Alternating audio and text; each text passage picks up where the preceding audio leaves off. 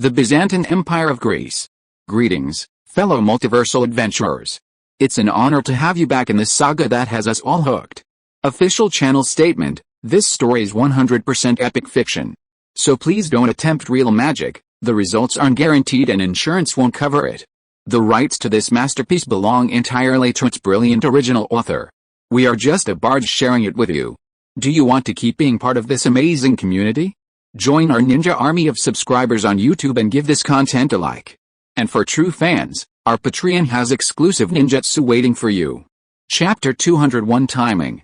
To ensure firepower, he chose to dig deep trenches to transport cannons closer to the fortress.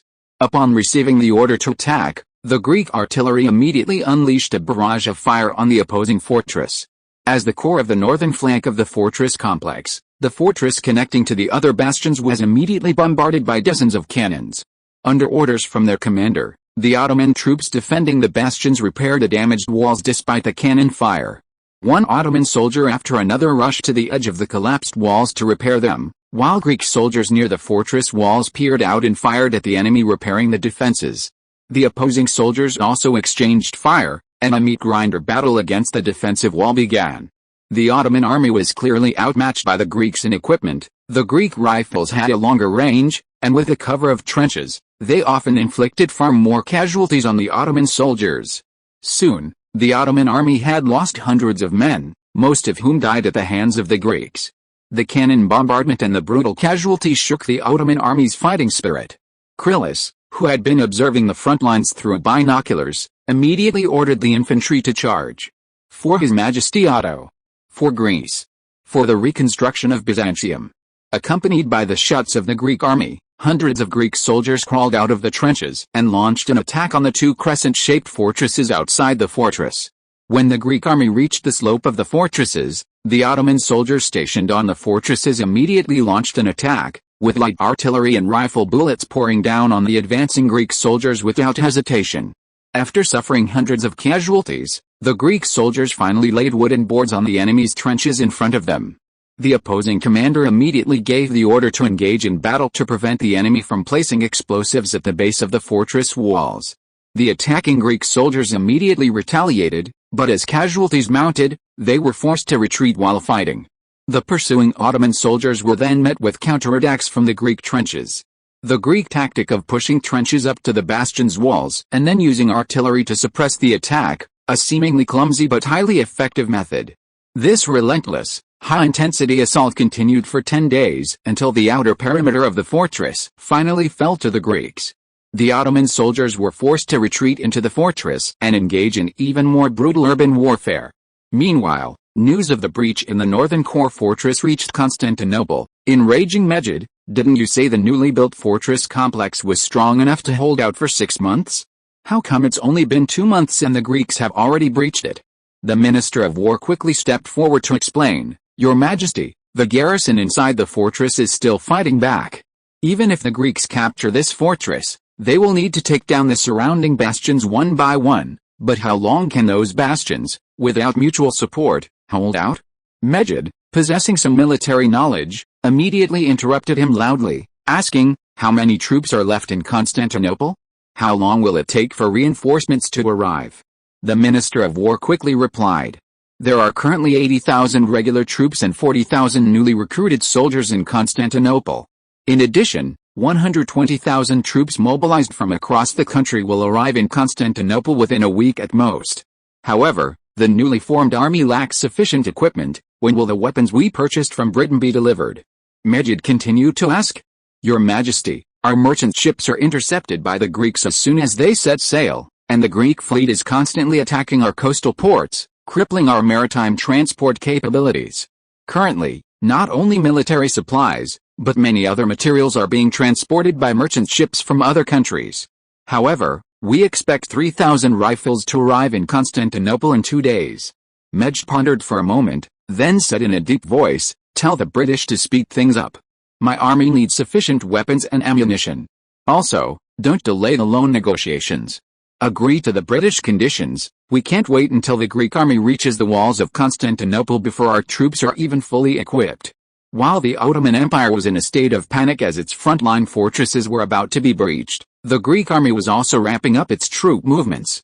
Currently, only a few members of the Greek cabinet knew that Greece's true core objective in this war was Egypt. The previous attacks on the Constantinople front, the capture of Cyprus, and the naval raids on numerous Ottoman ports were merely attempts to divert the attention of the Ottoman Empire, Egypt, and Britain, creating conditions for an attack on Egypt. In Syria, Zhao Gang, a Chinese immigrant who had been there for 3 years, watched as transport ships approached the port. As Greek soldiers disembarked, he asked the man beside him, "Another army? Is there going to be a big war? At least 40 or 50,000 soldiers have arrived here in the last month, haven't they?" Wang Dashan, sitting next to him, added, "That's right. I heard that the Ottoman Empire is a major power. The Greeks won't be able to defeat them without mobilizing a large army." Zhao Gang was worried. "Will this war affect us? We've come all this way, and we've finally had 2 years of peace. We don't want to be caught in the crossfire of war." Wang Dashan patted him on the shoulder. "Don't worry, I've inquired. A few years ago, Greece defeated the Ottoman Empire, forcing them to cede a large piece of territory. This area wherein used to belong to the Ottomans. Now Greece is stronger, and those Ottomans can only hold out for a while longer. They'll eventually be defeated. They can't possibly invade. Just relax and get back to work." "That's good. If Greece wins, our good days will be preserved." The Syrian-Chinese immigrants' discussion was unknown to Madanas, the Greek commander in Syria, who was making final adjustments to the upcoming military operations. In the 2 months since Greece declared war on the Ottoman Empire, it has reinforced Syria with 4 divisions, bringing its total force to over 100,000, in addition to the 2 already stationed there. Matonis has deployed 6,000 troops to the Sinai Peninsula front to confront the Egyptian army, refraining from deploying more to avoid provoking the Egyptians. He has even sent cavalry units to constantly harass the Ottomans in Syria, creating the appearance of a preparatory attack. In the eyes of the Egyptians, neither the Greeks nor the Ottomans are benevolent. And Egypt has no desire to be involved in the conflict. Because the Greek army on the Sinai Peninsula front had been fortifying its camps, adopting a defensive posture against an Egyptian attack, Egypt ultimately only deployed 8,000 troops there and made no further preparations. There was also no sense of impending war within the country. At this point, Greece had completed both troop deployment and logistical preparations. It was time to launch an attack. Chapter 202 Landing in Egypt. The news of the war between Greece and the Ottoman Empire is currently a hot topic in European news, with most countries leaning towards a Greek victory. Although both countries have standing armies of around 300,000, the Greek army surpasses the Ottoman army in equipment, combat awareness, and training. Furthermore, Greece's reserve system is more comprehensive, allowing it to quickly mobilize a large contingent of experienced veterans. Following the conclusion of the last Near Eastern War, there was a tacit agreement to remove the Ottoman Empire from the list of major powers. However, even so, it is generally believed that the war between the two nations will not end quickly. Because St. Petersburg was not yet connected to the telegraph network at that time, Nicholas I received news of Greece's declaration of war against the Ottoman Empire when fierce fighting had already broken out on the front lines in Constantinople. Greece suddenly declared war on the Ottomans. "What are their plans?" Nicholas I asked. The Russian Prime Minister replied, "Your Majesty, according to information from our ambassador to Athens, the cause of this war is entirely the Ottoman Empire's unjustified expulsion and persecution of Greeks within its borders. He has probed Greece's objectives in this war, and Greece has clearly stated that they will abide by the secret treaty signed with the empire. This war is solely to seize Ottoman Empire territories in North Africa and the Arab world, but they have not revealed the specific locations." Upon hearing this, Nicholas I pondered for a moment, then said, "Perhaps we could send troops to cooperate with the Greeks. But Your Majesty, the empire simply does not have enough funds to support a war."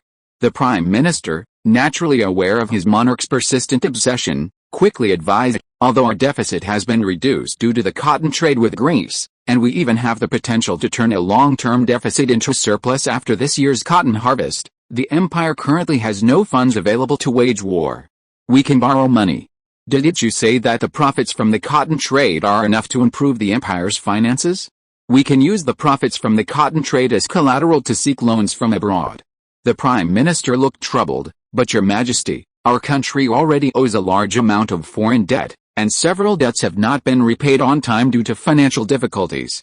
This made other countries and European bankers question our repayment ability. They would not lend us money until we truly demonstrated our repayment ability. Are we just going to sit idly by and watch Greece gain benefits from the Ottoman Empire while gaining nothing, because of financial problems? The Russian Empire's ambition for territory was insatiable, and Nicholas I, as a typical monarch who admired the military, was even more ambitious for expansion. In the last Near Eastern War, because of the Polish uprising, we had to watch Greece annex the entire Balkan Peninsula without gaining anything. If Greece wants to take Constantinople this time, am I just supposed to watch? As far as I know, there has always been a strong call within Greece to take it. Although Otto and Nicholas I signed a secret treaty after the last Near Eastern War, who knows if Otto will obediently abide by the treaty? Your Majesty, I believe you need not worry too much. Not to mention that the Ottoman Empire has been building fortifications on the front lines of Constantinople for several years. Constantinople itself is a fortified city, and it won't be easy for Greece to conquer it in a short time. We can observe how the war unfolds. If Greece dares to forcibly occupy Constantinople, we can unite with the Austrian Empire and use Greek territory in Bosnia to entice the Ottoman Empire to join the war effort. At that point, Greece will be no match for us. I think King Otto of Greece, with his shrewdness, cannot overlook this. Therefore, I suspect that Greece's primary objective is likely Syria and Cyprus, which has a significant Greek population. Hearing this, Nicholas I's anxious mood calmed down slightly, and he said, "What you say makes a lot of sense. The Greeks dare not break their secret agreement. In that case, I'm going to have the Ukrainian and Caucasian legions ready, and then contact Greece to see if they need our troops to help them attack Constantinople." Nicholas I's words made the Prime Minister understand that the Tsar had not completely abandoned his intention to intervene in the war, but at this point he could only reply, "Yes, Your Majesty." Following Nicholas I's order, the Russian troops in Ukraine and the Caucasus were put on mobilization. Meanwhile, in a port in Cyprus, a large number of Greek warships had gathered. They had previously split into 3 squadrons and used Cyprus as a base to launch a series of attacks on ports along the Mediterranean coast of the Ottoman Empire. Now they had received a new mission. Vice Admiral Luris, who was in command, said to his subordinates, "This war is extremely important for Greece. I hope our lads can show the Navy's prowess in this war and not let the army steal the spotlight. Rest assured, Your Excellency, you will see the Navy's heroic figure appear in the Mediterranean wherever it is needed." The Navy's mission was actually to lead a fleet to bombard the port of Alexandria, creating an opportunity for the army to land. Several years ago, during the Egyptian War, Alexandria had been bombarded by British warplanes and had not been properly repaired in recent years. Therefore, this mission posed no difficulty for the Navy. With a command from Luris, the signal was sent, and the prepared warships, receiving the signal and following the orders of their commanders, anchored and set sail, leaving the port of Cyprus. Alexandria, as Egypt's most important port city, had a permanent garrison of 3,000 troops. However, the Egyptian army there had no idea that they would soon face a Greek attack. After all, although Egypt was nominally a vassal state of the Ottoman Empire, aside from the annual tribute payments, Egypt and the Ottoman Empire were essentially enemies. Furthermore, by this time, the British had gradually infiltrated and seized substantial interests in Egypt, beginning its semi-colonization. Therefore, they hadn't expected Greece and the Ottoman Empire to go to war, and that Greece would dare to target them. Around 9 o'clock in the morning, Egyptian soldiers in the port of Alexandria lazily stood at their posts, patrolling. The lookout in the watchtower casually glanced at the sea outside the harbor, chatting and boasting with his companions. At this moment, a dark shadow appeared on the distant sea. Initially, the lookout didn't pay much attention. As an important Mediterranean port, it saw numerous fleets arriving daily for trade. He remained relaxed, chatting with his companions. As time passed, the dark shadows gradually became clearer. The hull of the Greek warship and the flag flying on it made the lookout pause for a moment. Then he said, "Greek warships, what are they doing here?" "Greeks." His companion looked in the direction he was pointing and saw the Greek warship steadily approaching the harbor. His companion looked around, thinking for a moment, then said, "Aren't the Greeks fighting the Ottomans? How come suddenly?" "No, the Greeks are targeting us. Quickly ring the alarm." Okay. The lookout also came to his senses at this moment, quickly turned around and left. preparing to ring the alarm to remind the soldiers and civilians. In fact, by this time it was already somewhat too late. By the time the bells rang, the Greek warships had already formed ranks outside the harbor. Before the Egyptian troops could even assemble upon hearing the bells, the Greek navy began bombarding the port. The coastal defenses of Alexandria had been completely destroyed by the British fleet years earlier, and Egypt, lacking funds, had not undertaken any proper repairs in recent years. The rest is history. Already lacking sufficient defenses and caught off guard, the Egyptian garrison scattered and fled under the Greek bombardment. Years later, the recently repaired port of Alexandria was once again engulfed in flames. Seeing that the port had no means of resistance, the transport ships following behind the warships approached the port, and the army began its landing. The entire process encountered almost no effective resistance. If you are listening to this novel on a channel other than Fanfic World, it means it was downloaded and re-uploaded without effort. We warmly invite you to visit our channel, Fanfic World. There you will find the original version of this story and many other novels of various genres. We look forward to seeing you dive into a world of incredible novels. Chapter 203 Parmesan's Doorstep. When news of the Greek army's landing at Alexandria reached Cairo, Ishak, the Sultan of Egypt, reacted with disbelief, followed by fury. These Greeks dare to invade Great Egypt. Gather the army. I will drive them all back into the sea. Yes, your majesty. The subordinate, having received the order, was about to turn and leave when Ishak al-Rahim changed his mind, saying, "Wait. Order all the troops stationed in Cairo to be mobilized, and then send people to scout the situation on the Sinai front. I need to know exactly how many there are." As a monarch who frequently led armies in battle, after his brief anger subsided, Ishak al-Rahim quickly realized that if the Greeks were going to attack Egypt, they certainly wouldn't just land by sea. There were also Greek troops on the Sinai front. He needed to mobilize the troops in Cairo first, find out the Greek military deployment, and then make arrangements. After his subordinates received orders to leave, he ordered someone to contact the British embassy in Egypt, because he knew that the Egyptian army was no longer as strong as it had been a few years ago and was simply unable to withstand the Greek attack on its own. At this time, only Britain could help Egypt defend against Greece. As for the nominal overlord, the Ottoman Empire, it was probably too busy to come to Egypt's aid. But before he could receive a reply from the British, Ishak received another piece of news that shocked him. The Greek army launched a surprise attack from the front lines on the Sinai Peninsula. The troops on the front lines were caught off guard and surrounded by a Greek army several times their size. They have been completely annihilated, with only a very small number escaping back to Cairo to report the news. With the Greeks landing at Alexandria and the Sinai front collapsing, Cairo now has only 13,000 troops left, completely unprepared for war. At this point, Ibrahim has no choice but to defend Cairo to the death. Abandoning Cairo and relying on its vast territory for guerrilla warfare is pure nonsense. The core of Egypt is around the Nile Delta. Apart from a few oases, the rest is vast desert, making logistical support impossible for guerrilla warfare. Furthermore, the flat terrain makes ambushes and surprise attacks extremely difficult. Ibrahim can only hope to hold out in Cairo for a while longer and then use the British to force the Greeks to withdraw. In fact, to defeat the Egyptian army as quickly as possible and capture key Egyptian cities, the Greek army in this invasion of Egypt consisted of 5 divisions totaling 90,000 men. Of course, not all of these troops rushed towards Cairo at once.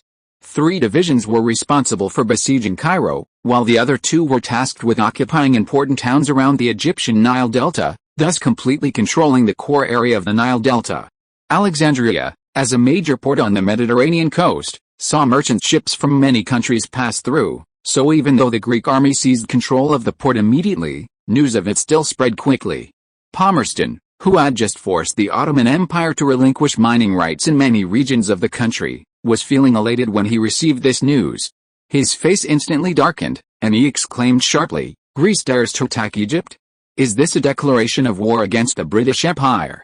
Even after the last Near Eastern War, although Egypt was nominally under the Ottoman Empire's control, European countries had tacitly recognized it as a British sphere of influence. Even the French had to abandon their long-standing operations there.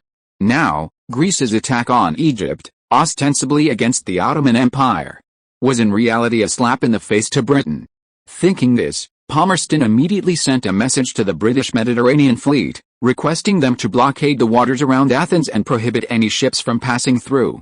Although Palmerston was only the foreign secretary, when he was dispatched to Constantinople, he was granted the authority to mobilize the British Mediterranean fleet at any time to ensure he could control the situation at any time, so his order was not considered an overreach. A few days later, Palmerston arrived in Athens. He did not immediately find accommodation. After boarding the carriage prepared by the British ambassador to Athens, he immediately ordered the carriage to go straight to the Athenian royal palace. At the palace gates, he was stopped by the guards. "Sir, you cannot enter without permission. I am British Foreign Secretary Palmerston, and I must see your king immediately." Palmerston, who had been suppressing his anger for the past few days, shouted, "I will send someone to inform you. Please wait here a moment," the guard said, keeping an eye on Palmerston as he sent someone to report. Although Palmerston was furious, he still followed the rules and didn't force his way in. After a while, the guard who had brought the message returned and said to him, "Your Excellency Palmerston, His Majesty the King requests that you wait in the reception room. He will meet with you shortly." Otto, who had just received intelligence that the British Mediterranean fleet had blockaded the waters around Athens, straightened his clothes slightly and headed towards the reception room, thinking to himself, "Palmerston's reaction is huge. He didn't even want to wait a moment after getting off the ship and came straight here. It seems I've really had a nerve with the British this time." Opening the door to the reception room, Otto immediately saw Palmerston sitting there waiting. Palmerston didn't even get up when Otto entered, a highly impolite gesture clearly intended to intimidate him. Otto, of course, could tolerate Palmerston's behavior, because he knew that when dealing with the British, any sign of retreat would be seized upon and relentlessly pursued. Therefore, he said without hesitation, "Mr. Palmerston, I have just received news that your Mediterranean fleet has entered our waters without provocation. Is Britain planning to declare war on Greece?" Otto's words almost made Palmerston lose his composure. Everyone knew that Egypt was a dumping ground for British goods. Although nominally subordinate to the Ottoman Empire, it was practically a British economic colony. Greece's sudden invasion of Egypt, couldn't the mighty British Empire, as the world's most powerful nation, have given you a warning? However, Otto's tough stance made him wary. Previously, Greece, while not exactly subservient to Britain, had never dared to show the slightest disrespect. Now, facing the threat of the Mediterranean fleet, its sudden assertiveness suggested a hidden agenda. It's the Russian Empire. As a skilled diplomat, he immediately thought of this country, considered Britain's greatest enemy, especially given the close relationship between Greece and Russia at the time. Just a few months prior, the two countries had reached a marriage alliance, with Crown Prince Alexander of Russia personally escorting the bride. Could it be that Greece and Russia had taken advantage of that opportunity to reach some kind of agreement? Chapter 204 First Encounter. Palmerston initially approached Greece intending to give them a direct warning, but Otto's attitude made him harbor some doubts. Greece's war against the Ottoman Empire stemmed from the Ottoman Empire itself, but the timing was rather coincidental, especially since he had recently received intelligence that the Ukrainian and Caucasian legions of Russia were beginning to mobilize. He suspected Russia was trying to take advantage of the situation, and while using this intelligence to pressure the Ottoman Empire into making further concessions, he also arranged for people to contact other powers, preparing to use diplomatic pressure to dissuade Nicholas I from intervening in the war. He even planned to use this information to test Greece, hoping to get them to cede some interests. In his view, Greece most likely wouldn't want Russia to get involved in this war, as it could make Russia the ultimate victim. After all, any country would be wary of having Russia as a neighbor. But looking at Otto's attitude now, Palmerston couldn't help but wonder if Greece had already conspired with Russia to have Greece take the lead and the two countries jointly partition the Ottoman Empire. Decades ago, Russia, through cooperation with Prussia and Austria, partitioned Poland, and the establishment of the Holy Alliance also had a connection to the partition of Poland. At that time, Poland was a fairly powerful regional power in Eastern Europe, not much different from the current Ottoman Empire. Was the Russian Empire planning to repeat its old tricks? Startled by his own assumption, Palmerston realized that his planned hardline stance was probably inappropriate at this moment. He paused slightly, stood up, and carefully observed Otto's expression before speaking. "Your Majesty Otto, the Mediterranean fleet is doing this to maintain stability and peace in the Mediterranean region. Your country's war with the Ottoman Empire has lasted for over 2 months, bringing too much suffering and death. I believe it is necessary for both countries to sit down and have a proper talk. Greece also desires peace, but this must be based on fairness and justice, Otto stated righteously. The Ottoman Empire's unjustified persecution of our people within its borders and confiscation of their property is a grave violation of our people's interests and dignity. Faced with such a barbaric nation, only by making them pay a sufficient price can they learn how to respect us. Furthermore, your fleet's unwarranted blockade of our territorial waters has disrupted our normal trade and commercial activities and threatened the security of our maritime territory. This makes me question your country's stance. Are you prepared to side with the Ottomans? Palmerston said in a deep voice, but it was the Ottoman Empire that did all this, yet your country suddenly launched an attack on Egypt, damaging our interests there as well. The Mediterranean fleet is merely trying to stop your country from continuing this erroneous behavior. If I remember correctly, Egypt is a vassal state of the Ottoman Empire. Since our country is at war with the Ottoman Empire, Egypt is naturally our enemy as well. The attack on Egypt is just part of this war. Otto said slowly, as for the damage to your country's interests in Egypt, I can only apologize and am willing to make some compensation, but I will not allow the troops on the front lines to stop their advance. Unless the Ottoman Empire recognizes its mistakes and is willing to pay the price, and I hope your Mediterranean fleet will cease its actions that infringe upon our sovereignty. Such impulsive behavior is not what a country friendly to Greece would do. Palmerston gleaned some insights from Otto's words. He quickly considered his options and said, I also have some thoughts on this war. Why don't we sit down and discuss it? No problem, Mr. Palmerston, please sit down. Otto gestured for him to sit and then sat down on the sofa opposite Palmerston. What followed was a probing exchange between the two men, lasting about half an hour. Finally, Otto saw Palmerston off and returned to his office, lost in thought. He took out a sheet of paper and began to scribble and draw on it, pondering the situation. Both sides had only indicated a willingness to talk, but neither had revealed their hand. He estimated that the British Mediterranean blockade would continue. However, Otto remained calm. Modern Greece was not the Greece of the past. Britain couldn't possibly force Greece to submit and abandon its war against the Ottoman Empire simply through a naval blockade.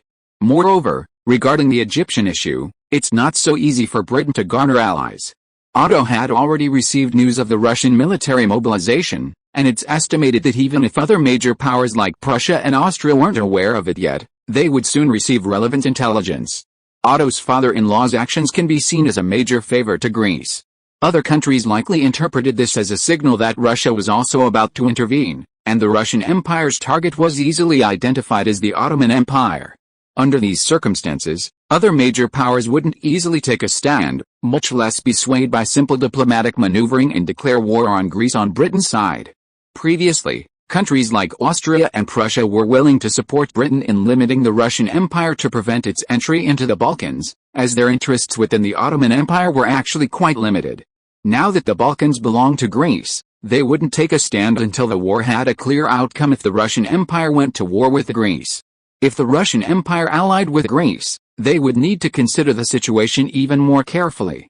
The Russian Empire's expansion towards what is now the Ottoman Empire wouldn't affect their fundamental interests, so they naturally wouldn't be proactive in it. Moreover, France was then embroiled in a diplomatic conflict with Britain over the Moroccan issue. France wanted to annex Morocco, or at least seize part of its territory, or turn Morocco into its protectorate, and then seek an opportunity to annex it in the future. However, Britain was certainly unwilling to let France succeed, because Morocco's northern territory bordered the Strait of Gibraltar, facing the British-controlled Gibraltar region across the strait. If the French occupied this area, Britain would lose most of its control over the Strait of Gibraltar. Therefore, Britain dared not relax its grip in the slightest, even if it agreed to some of France's demands, because once this began, the French would certainly take advantage of it in the future. As a long-established great power, the British were well aware of the thoughts of other powers. They had frequently employed this tactic of ceding 5 cities today and 10 tomorrow against indigenous kingdoms. Therefore, not long ago, Britain emphasized to France that Morocco was a country under British protection, and France must immediately withdraw from Moroccan territory and guarantee no further similar violations. Otherwise, it would be a provocation against the British Empire, and the British Empire would use any means available to protect Morocco's sovereignty.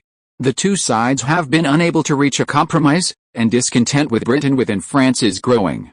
The French, noticing this situation, certainly wished for Britain to declare war on Greece, for Greece to then seek help from Russia, leaving the British to face both Greece and Russia alone. At that point, France could take advantage of the British being preoccupied and directly annex Morocco, thus completing its strategy in North Africa.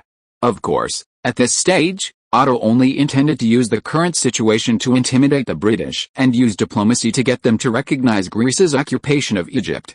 He was willing to make some concessions to Britain in other areas, and asking Russia to intervene was only a last resort. The two sides have only just begun negotiations, and for some time to come, Greece and Britain will likely continue to engage in probing and maneuvering. At this point, when the war will end and to what extent it will continue will no longer be a matter for the Ottoman Empire to decide. Palmerston was indeed a tough-minded foreign secretary, but Otto also believed that the other side was rational and shrewd enough not to let Britain get into such a situation. Chapter 205 is too difficult. After their initial contact, both Otto and Palmerston needed to carefully consider their next steps to maximize their country's interests. However, the war's progress was not slowed down. The British Mediterranean fleet blockaded the Aegean Sea surrounding Athens, forcing Greece to declare martial law. Simultaneously, Greece utilized its Syrian warehouses to continuously supply the army advancing on Egypt with various resources. Furthermore, Tunisian troops began entering Libya, occupying its major port cities. The British blockade had no impact on the well-prepared Greek army. After besieging Cairo, the Greek army in Egypt initially launched a probing attack. Finding Ibrahim's defenses to be formidable, they switched to siege. For a full week, aside from routine artillery bombardment, they refrained from ordering their troops to attack. This was to allow siege artillery to be transported from the rear. Egypt lacked railways, and even using the Nile River would have been difficult, requiring considerable effort to transport these heavy cannons. A week later, atop the walls of Cairo, Ibrahim watched the Greeks brazenly complete the deployment of their heavy cannons, his face grim. Through the previous artillery battles, the Greeks had determined the range of Cairo's cannons. Judging by their location, the city's artillery couldn't reach them. Cairo wasn't a fortified city like Constantinople. During Mehmed Ali's reign, in order to invest more funds in the army, Cairo hadn't been fortified for a long time, and its walls couldn't withstand many heavy artillery bombardments. You think you can fool me with these troops? Those Kakio people are the reinforcements the empire paid a huge price to gather. Mejid's face was grim, his eyes fixed on the minister of the army, as if he wanted to devour him alive. With the core fortress of the northern fortress complex on the Constantinople front breached, the many northern bastions fell into a state of fighting independently, and were taken down one by one as the Greek army advanced.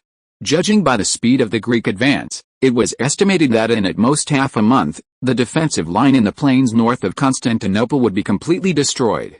In this case, the western fortress defenses would become meaningless, and Greece wouldn't need to launch an attack. A single force would be enough to keep watch on the fortress defenders, ensure their own logistical support, and then push their main army to the walls of Constantinople to launch an assault. Seeing the situation becoming increasingly critical, Mejid intended to inspect his troops to boost morale, but what he saw enraged him. While the original troops stationed in Constantinople were relatively competent, the reinforcements that had recently arrived were unbelievable to Mejid. These people were being mistaken for soldiers. According to reports, the number of reinforcements arriving in Constantinople during this period was 200,000. Mejid was aware of the situation at home, but he thought that even if the army was reduced to a smaller force, it should still number at least 70,000 or 80,000. However, upon seeing these reinforcements, Mejid was struck dumb. The army before him did not resemble an army at all, it was simply a begging army. These soldiers stood crookedly together, without any formation, their eyes vacant, their clothes tattered, and they held matchlock muskets of unknown origin. Many others even carried curved swords and spears. These troops did indeed number 80,000, but they didn't look like they were capable of fighting. Seeing this, even though Mejid had some mental preparation, his defenses crumbled instantly. He drew his curved sword and beheaded the commander in front of everyone. The minister of war knelt before Mejid, head bowed, not daring to utter a single word, but he believed he had done his utmost. After the war began, military expenditures skyrocketed, but the finance department simply couldn't provide enough money. He could only allocate the limited funds to the main army, and even that wasn't enough. There was simply no more money to recruit troops and build reinforcements in various regions. He only managed to get the local authorities to advance the funds and send these men to Constantinople through coercion, orders, and various forms of threats, inducements, and promises. He had initially planned to reclaim some of the military funds after hearing that a loan agreement with Britain had just been reached, to improve the men's food and clothing, and then begin training while awaiting the arrival of the weapons purchased from Britain. However, he hadn't expected that the British loans would be almost entirely divided up in the blink of an eye. What he received was barely enough to maintain the main force's needs, nothing more. Therefore, he could only make do with it. But who could have imagined that His Majesty the Sultan would suddenly decide to inspect the army, and even inspect all of them? What could he do now? After a long while, Mejd's anger finally subsided slightly. He stared at the Minister of War and demanded, "What exactly happened?" After a moment of silence, under Mejd's piercing gaze, the Minister of War finally gritted his teeth and said, "Your Majesty, I know you look down on this force, but it was recruited with the utmost effort from the local authorities. These troops haven't received any funding from the beginning. It's not that I don't want to provide them with sufficient supplies, we simply don't have the money. They came here because of Your Majesty's call to fight against the Greeks. Please don't be harsh on them." The hall fell silent for a long time. Majd then turned to the Minister of Finance. "Then tell me, where did all the money go?" Seeing this, the Chancellor of the Exchequer could only step forward and say, "Your Majesty, since the start of the war, the national treasury has been nearly empty, and the war itself requires a huge amount of funds. I can only try to divert and piece together what I can to barely keep going." "Didn't you just receive a loan of £6 million from the British not long ago?" the Chancellor of the Exchequer said in a deep voice. "Your Majesty, a large part of that money was used to order weapons, equipment, and various supplies from Britain. The orders have been placed, but the goods have not yet been delivered. The remaining amount has only covered the losses from the previous diversions, and there is hardly anything left." Staring at the somber-faced finance minister, Majd knew that what these people said was certainly exaggerated. In fact, the corruption within the Ottoman Empire was an open secret, and he was well aware of it. But what good was knowing? Even as the Sultan of the Ottoman Empire, many things were not within his power to do. Thinking of this, he suddenly felt a sense of dejection. At this moment, Majd felt he suddenly understood his father Mahmud I's feelings. The Ottoman Empire was like a dilapidated ship that kept leaking, and trying to constantly repair and patch it up to keep it moving forward was simply too difficult. Chapter 206, More Money Required. Boom, boom, boom. The roar of heavy cannons rang out incessantly, shells raining down on Cairo. Each shell shook the city walls, leaving a deep gash. The Egyptian soldiers inside Cairo could only huddle at the base of the walls, praying silently that the shells wouldn't fall on their side. In this highly tense atmosphere, after an unknown amount of time, they suddenly heard a series of crashing sounds of rubble hitting the ground, followed by the faint shouts of "the city wall has collapsed." The soldiers who were closer looked toward the sound and indeed saw that a section of the eastern city wall had collapsed. The sound of the Greek army's artillery fire seemed to have become less frequent, but at the same time, the faint shouts of the Greek army could be heard. "Quick, quick, the Greeks are coming. Everyone, get to your positions. Reserves, assemble. Block the breach. Don't let the Greeks in. No one retreating. Anyone who retreats will be shot." The officers' commands rang out incessantly, interspersed with the sounds of several disoriented soldiers trying to escape being shot. The soldiers could only follow the officers' orders and converge on the breach. The first few who arrived had barely peeked out when they heard a burst of gunfire from the other side. Before they could even understand what was happening, they were killed by Greek bullets. "Hurry, don't stop, hold the breach." The officer beside him urged, and a fierce gunfight immediately broke out at the breach in the city wall. As the casualties increased, the Egyptian soldiers defending the city finally could not bear it any longer. Ignoring the officers' threats, they shouted and fled back into the city. Several officers were shot dead, but as more and more soldiers fled, they knew that their morale had completely collapsed. Seeing that Greek soldiers had appeared at the breach, many officers no longer hesitated and joined the fleeing ranks. The Greek troops rushed into the breach and immediately sought cover nearby, holding their positions and firing at the enemy while waiting for reinforcements to follow. They knew that even more dangerous street fighting was yet to come. By the time the Greek army had initially stabilized Cairo, it was already the morning of the next day. Commander Matonis listened quietly to his subordinates' reports. We have now captured our designated targets in Cairo, controlled the main streets, and captured 7,867 Egyptian officers and soldiers. We've also discovered Ibrahim's body. He appears to have committed suicide after we entered the city. We've also captured Muhammad Ali, but he seems to be in very poor health and seriously ill. Ibrahim's death is good, it saves us trouble. As for Muhammad Ali, arrange for a doctor to watch over him. How long he lives is up to fate. Matonis nodded and continued, and the rest of his family needs to be dealt with quickly to prevent them from falling into British hands and causing further trouble. Yes, General. The adjutant nodded knowingly, then turned and left, believing that after this day, the family that had once ruled Egypt would vanish along with the country. In Constantinople, after receiving news of Cairo's fall to the Greeks, Majd simply thought Ibrahim was utterly useless.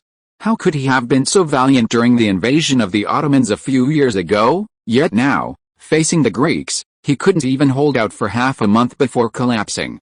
Majd had initially thought the Egyptians were quite capable and wanted to wear down the Greek army, but now that Greece had captured Cairo, he estimated they would soon turn their attention to Syria.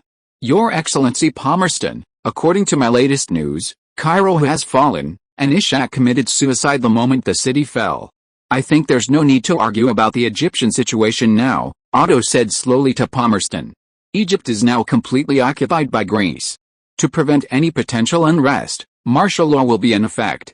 At the same time, to prevent losses to merchants from various countries in Egypt, we will arrange for them to leave.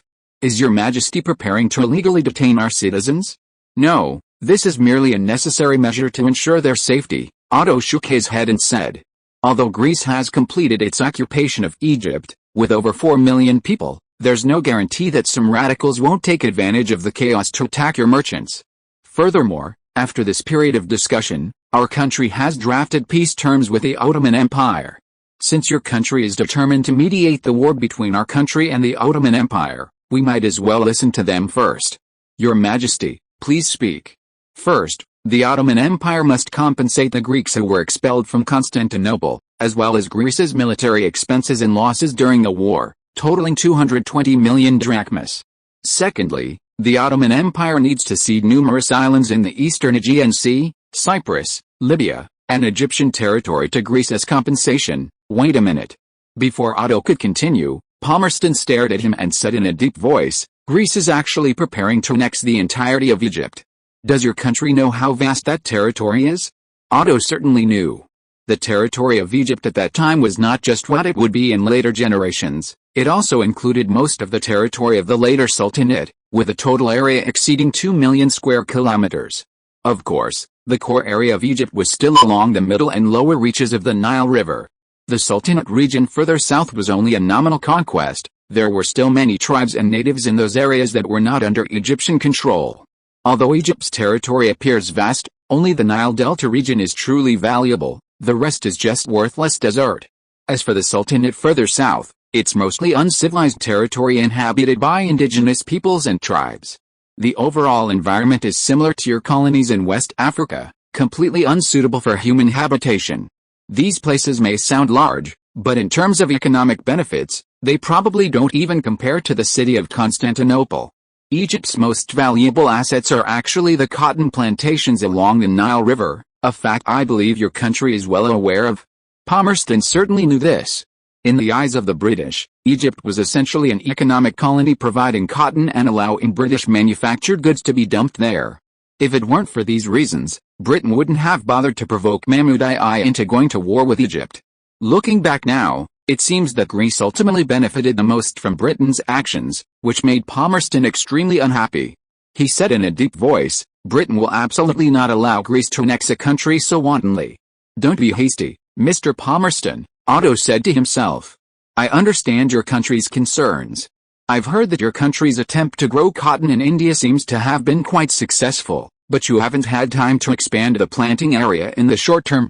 So, Egyptian cotton is only in high demand for your country in recent years. If my country controls the Egyptian region, I can guarantee that I will export the same amount of cotton to your country every year for the next 10 years. At the same time, this cotton can be sold at 5% lower than the international market price, even cheaper than what your country is currently importing from Egypt. Upon hearing Otto's condition, Palmerston's eyes flickered slightly, then he said seriously, "The British Empire will not betray its long-standing friends for a little economic gain. The conditions your country has proposed are a complete insult to the British Empire." Palmerston's high-sounding words made Otto want to laugh inwardly, because in Otto's eyes, the hidden meaning behind his words was, more money, and it has to be a lot more. Otto, of course, had prepared even more conditions in exchange, but he didn't intend to reveal them now, because he knew that would only make the other party's appetite even greater. "I am here to negotiate with your country in good faith. If your country is unwilling to negotiate, then I will have no choice but to find other people who are willing to support my country." Chapter 207 Open Market. Does Greece really intend to be an enemy of the British Empire? Our Mediterranean fleet could turn Athens into a sea of fire at any time. Palmerston, being a seasoned veteran, immediately realized that Otto was using Russia to threaten him, and he immediately stood his ground. "I certainly believe in the strength of your navy, but you should also believe in the strength of the Greek army. While our army may not be able to stop your warships, it is more than enough to repel any invaders who dare to set foot on Greek soil." Faced with Palmerston's threat, Otto said in a deep voice, "I suppose you are aware of the current situation of the Ottoman Empire. They absolutely cannot spare any more strength to resist the attack of another land power. Is your country preparing to join the side that is bound to lose? I heard that your country's loans from the Napoleonic Wars are still not fully repaid. Furthermore, as far as I know, the issue of the ownership of the Moroccan region between your country and France has not yet been resolved." Hearing this, Palmerston's expression darkened as he looked at the smug Otto. He had originally intended to try and apply pressure to see what terms Greece was willing to offer, but Otto had turned to threats, which he found utterly unacceptable. "In that case, I think we can discuss this matter another time." With that, Palmerston stood up and prepared to leave. Seeing this, Otto didn't try to stop him. "Then please consider it carefully, Your Majesty. However, my lack of urgency doesn't mean my friend isn't. And I am, in fact, a man who keeps his promises." This time, Palmerston finally couldn't hold back and retorted, "Is Your Majesty prepared to abandon Greece's long-held dream?" To this, Otto smiled and said, "Your Majesty, don't forget that I am actually German. I'm not so attached to some things. I admire a saying from the Far Eastern Empire, 'To gain it is my fortune, to lose it is my fate.'" Palmerston didn't linger any longer, striding away from the palace and boarding the carriage he had come in. Inside the carriage, Palmerston, having calmed down, began to ponder. Otto's unwavering confrontation had angered him, but it also made him consider Britain's current predicament. He needed to think things through before writing a report home. After seeing Palmerston off, Otto returned to his office, deliberated carefully, and began writing a letter to Russia. Shortly afterward, in London, Robert Peel, having read Palmerston's report, immediately summoned all his cabinet members. He knew that given the complex situation, he needed cabinet discussion before making any preliminary decisions. About an hour later, all the British cabinet ministers gathered in Robert Peel's meeting room. He spoke first. "Gentlemen, this is Mr. Palmerston's report from Athens. Please take a look, and then we can discuss it together." With that, Robert Peel took out the report. In it, Palmerston first explained the current situation of the war between Greece and the Ottoman Empire in concise language, as well as the details of several negotiations with Otto. This report was unbiased, presented entirely from an observer's perspective. Only after clearly explaining the situation did he offer his own judgments and suggestions. After everyone had carefully read Palmerston's report, Robert Peel spoke first. "Now, everyone, please share your thoughts." Seeing Robert Peel turn his gaze in his direction, Henry Goulburn cleared his throat and said, "Judging from the current situation in the Greek-Ottoman War, Greece has already breached the fortresses on the front lines of Constantinople, and it's only a matter of time before their army reaches the walls of Constantinople. Their army has demonstrated high combat effectiveness in the war. The Greek army's combat power can be considered top tier even in the whole of Europe. Under these circumstances, the Ottoman Empire has virtually no chance of managing the situation in North Africa on its own. I even suspect that it's only a matter of time before Greece conquers Constantinople, and perhaps Greece is only offering peace terms because it has already seized all the war objectives, hoping to gain British tacit approval first. Moreover, they seem determined to take Egypt, and are unwilling to make any concessions to our war threats, even hinting that if Britain obstructs, Greece will choose to side with the Russian Empire, even supporting Russia in seizing Constantinople. "This is deception," someone immediately exclaimed angrily from the side. "He's threatening the British Empire." Everyone present was filled with resentment. For so many years, since the Napoleonic Wars, no country had dared to speak so openly to the British Empire. Henry Goulburn didn't respond. He paused for a moment, then continued, "I agree with one of His Excellency Palmerston's assessments in the intelligence, that Greece and the Russian Empire should still be negotiating. Do you agree as well?" Robert Peel interjected. "Yes, Your Excellency," Henry Goulburn said. "The fact that Greece is willing to offer us compensation on the Egyptian issue shows that Greece wants the war to end there, because it has already gotten what it wanted.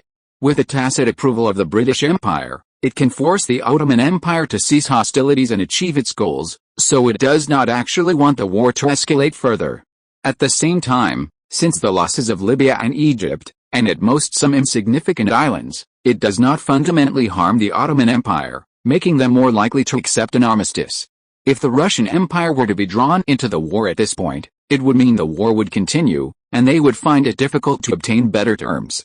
Could we buy some time through negotiations and then try to find a solution in the Russian Empire?" someone suggested. "That's probably difficult," Henry Goulburn said.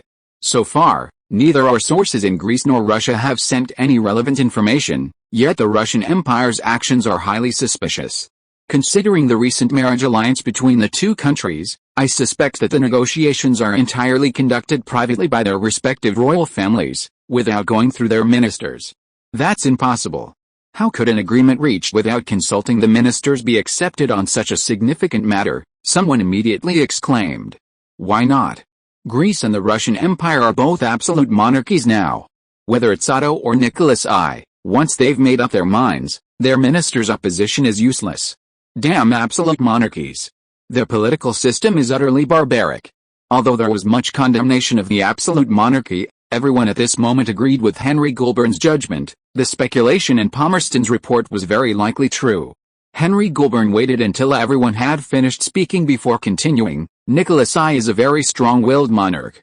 He has always dreamed of rebuilding the Third Rome, so it will be very difficult to prevent him from taking advantage of the war. We must not let Russia enter the Mediterranean, it will make the country completely out of control." Someone immediately voiced everyone's thoughts.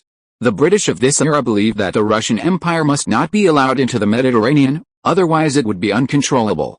However, the reality was that if the Russian Empire intervened in the war, the defeat of the Ottoman Empire would be a foregone conclusion, and Greece and Russia could partition the Ottoman Empire according to their own wishes. The question before them was whether to declare war on Russia and Greece should things come to that. But soon, everyone rejected the option of declaring war, because, learning from the lessons of the Napoleonic Wars, Britain would not easily go to war with any great power, especially not with a land power like the Russian Empire. Therefore, it was imperative to prevent Russia from joining the war.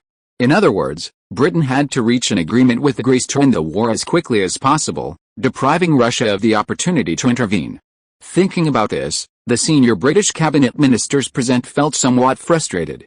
Clearly, Greece had infringed upon the interests of the British Empire, but now they had no better option than compromise. Looking back, what do you all think is Egypt's greatest value to us? After a moment, Henry Goulburn slowly said, "Egyptian cotton is what we need at this stage, and we also need the Egyptian market. Greece wants to take what it can get, so it offered to guarantee cotton supply as compensation, but I think we can go a step further and ask Greece to open up part of its market." As soon as he said this, someone's eyes lit up and they said, "That's right, the domestic railway construction is gradually approaching saturation, and the prices of rails and locomotives are constantly falling because of oversupply. Greece seems to be implementing their so-called 5-year plan, building railways on a large scale. I think we can take this opportunity to get them to lower tariffs and sell our rails and locomotives to their country." This immediately opened up a new perspective for most people. Although Egypt's market is not small, it only has 4 million people and is still a feudal agricultural country with extremely limited purchasing power for industrial products. Greece, on the other hand, is different. According to data released by Greece itself, the population of the Greek Balkans has now exceeded 14 million. This market is far larger than the Egyptian market. If Britain could seize the opportunity to open up the Greek market, its industrial capacity would easily crush Greek domestic industry, turning Greece into a dumping ground for British industrial products. Britain could then exert economic influence on Greece and eventually control the country, much like the Ottoman Empire did. With this shift in perspective, everyone suddenly felt that if this goal could be achieved, even the annexation of Egypt by Greece would be acceptable.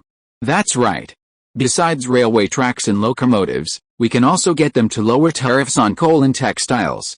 Currently, Greece's coal and textile industries are able to compete with our products only because of high tariffs. As long as the tariffs are lowered. Chapter 208 Albert's Proposal. After changing their approach, several ministers in the British cabinet offered their ideas and suggestions, hoping to use this opportunity to turn Greece into a dumping ground for British products. Seeing that most people were in agreement, Robert Peel finally spoke up. Since everyone has this idea, I think we can start preparing now. We can discuss the specific conditions we should propose when we get back. However, Greece is not the Ottoman Empire, and it will be difficult to get them to fully open their markets all at once. We need to list several main objectives, and on that basis, let His Excellency Palmerston use his diplomatic skills to try to secure as many benefits as possible. Furthermore, this matter is of great importance, and I will need to report to Her Majesty the Queen to seek the support of the royal family, as well as Parliament. I also need everyone's cooperation in persuading them. After assigning the tasks, Robert Peel adjourned the meeting. He then organized the documents and went to Buckingham Palace. By this time, Victoria had married Prince Albert, but she wasn't particularly interested in the intricacies of politics, so the responsibility of governing the country gradually fell to Prince Albert. For example, after listening to Prime Minister Robert Peel's report, Queen Victoria turned to her husband and asked him to give his opinion. After a moment's thought, Albert said, "I largely agree with the cabinet's assessment. We cannot allow the Russian Empire to gain access to the Mediterranean.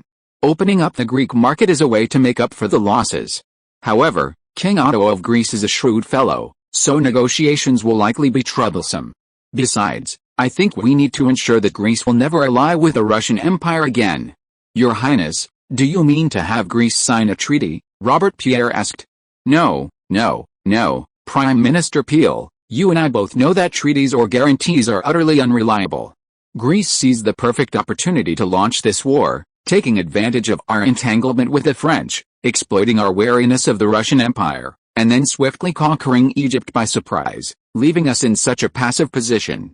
Therefore, we must prevent Greece from using the same methods to coerce us in the future, and even more importantly, prevent the possibility of a true alliance between Greece and Russia.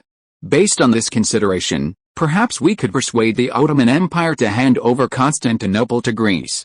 Robert Peel instantly understood Prince Albert's idea. He clearly intended to turn Greece and the Russian Empire into direct enemies. Nicholas I has always coveted Constantinople. The Bosphorus Sea is Russia's long-desired outlet to the Mediterranean, and Greece is using this to court the Russian Empire, Prince Albert said slowly. Before acquiring Constantinople, Otto could barely suppress the voices of nationalists within his country and reach an alliance with the Russian Empire. But once Greece truly gains Constantinople, even with Otto's high prestige in Greece, he wouldn't dare risk the enormous political consequences of compromising with Russia and losing Constantinople. At that point, Nicholas I will certainly consider Greece a traitor, and the relationship between Greece and the Russian Empire will instantly break down, turning into hostility. After losing the Balkans, the Ottoman Empire's power declined significantly. This war demonstrated that even with our covert support, it couldn't withstand a Greek invasion for long. In other words, the Ottoman Empire was no longer capable of preventing the Russian Empire from entering the Mediterranean, and we no longer needed to invest more resources in it. Conversely, while Greece's current strength might be somewhat inferior to the Russian Empire's, it was still capable of resisting a Russian invasion. Previously, we had been considering using Constantinople to draw Greece and the Russian Empire into a power struggle. But Otto was indeed shrewd enough. He resisted the immediate temptation and instead chose to expand in North Africa, a region the Russian Empire paid little attention to. In this way, he achieved an agreement with the Russian Empire on the issue of the Ottoman Empire. However, precisely because he was shrewd enough, he understood that he could not go against the widespread public opinion within his own country. Driven by the nationalists in Greece who were clamoring for the restoration of Byzantium, even if Otto was unwilling, he had to act according to our plan. Robert Peel couldn't help but admire Prince Albert's idea at this moment, and immediately said, "Your Highness, please rest assured, I will take care of it immediately. I'm merely stating my opinion, Prince Albert said. Furthermore, for this matter to succeed, it's best to wait until the Ottoman Empire is exhausted in negotiating with the Greeks. At the same time, we must widely publicize this within Greece, catching the Russian Empire off guard and securing an agreement between the two countries. Otherwise, I fear there will be further complications. Yes, Your Highness, Robert Peel said, and left. About 10 days later, Palmerston, upon receiving the reply from home, was somewhat surprised by London's decision. However, after careful consideration, he had to admit that it was indeed the best way to deal with the current situation. Without hesitation, he ordered a carriage to be prepared and headed to the Greek Ministry of Foreign Affairs. While the situation in Europe was changing rapidly, a major event was brewing in the United States that would affect Britain in the future. A crate filled with grain, emitting a strange odor, caught the attention of a stench-eating worker, who immediately informed his employer. After prying open the crate, he found that potatoes inside were soft and brownish. The loader's expression changed slightly, and he immediately told the employer, "Sir, these potatoes are diseased, and not just this crate, but all the potatoes that have come into contact with them will rot. We must take immediate action to burn all the grain, otherwise, if these germs spread, they will infect the entire state's crops." Upon hearing the loader's suggestion, the employer's face instantly changed. "Is this what you're saying? Then who'll bear my losses? Are you planning to leave me penniless and homeless like you? I provided you with a job so you could have enough to eat, and this is how you repay me. Perhaps you could apply for federal compensation," the stevedore said, but he knew it wasn't realistic. Not only was applying for compensation difficult, but even if he did, the compensation he received would be far less than the loss. "Alright, here's $5. Take it and shut up, or get out of here." The employer didn't want to argue further and forced the stevedore to choose. Next, the employer's goods were successfully loaded onto a ship and transported to Washington, D.C., from where they were shipped to Ireland across the ocean.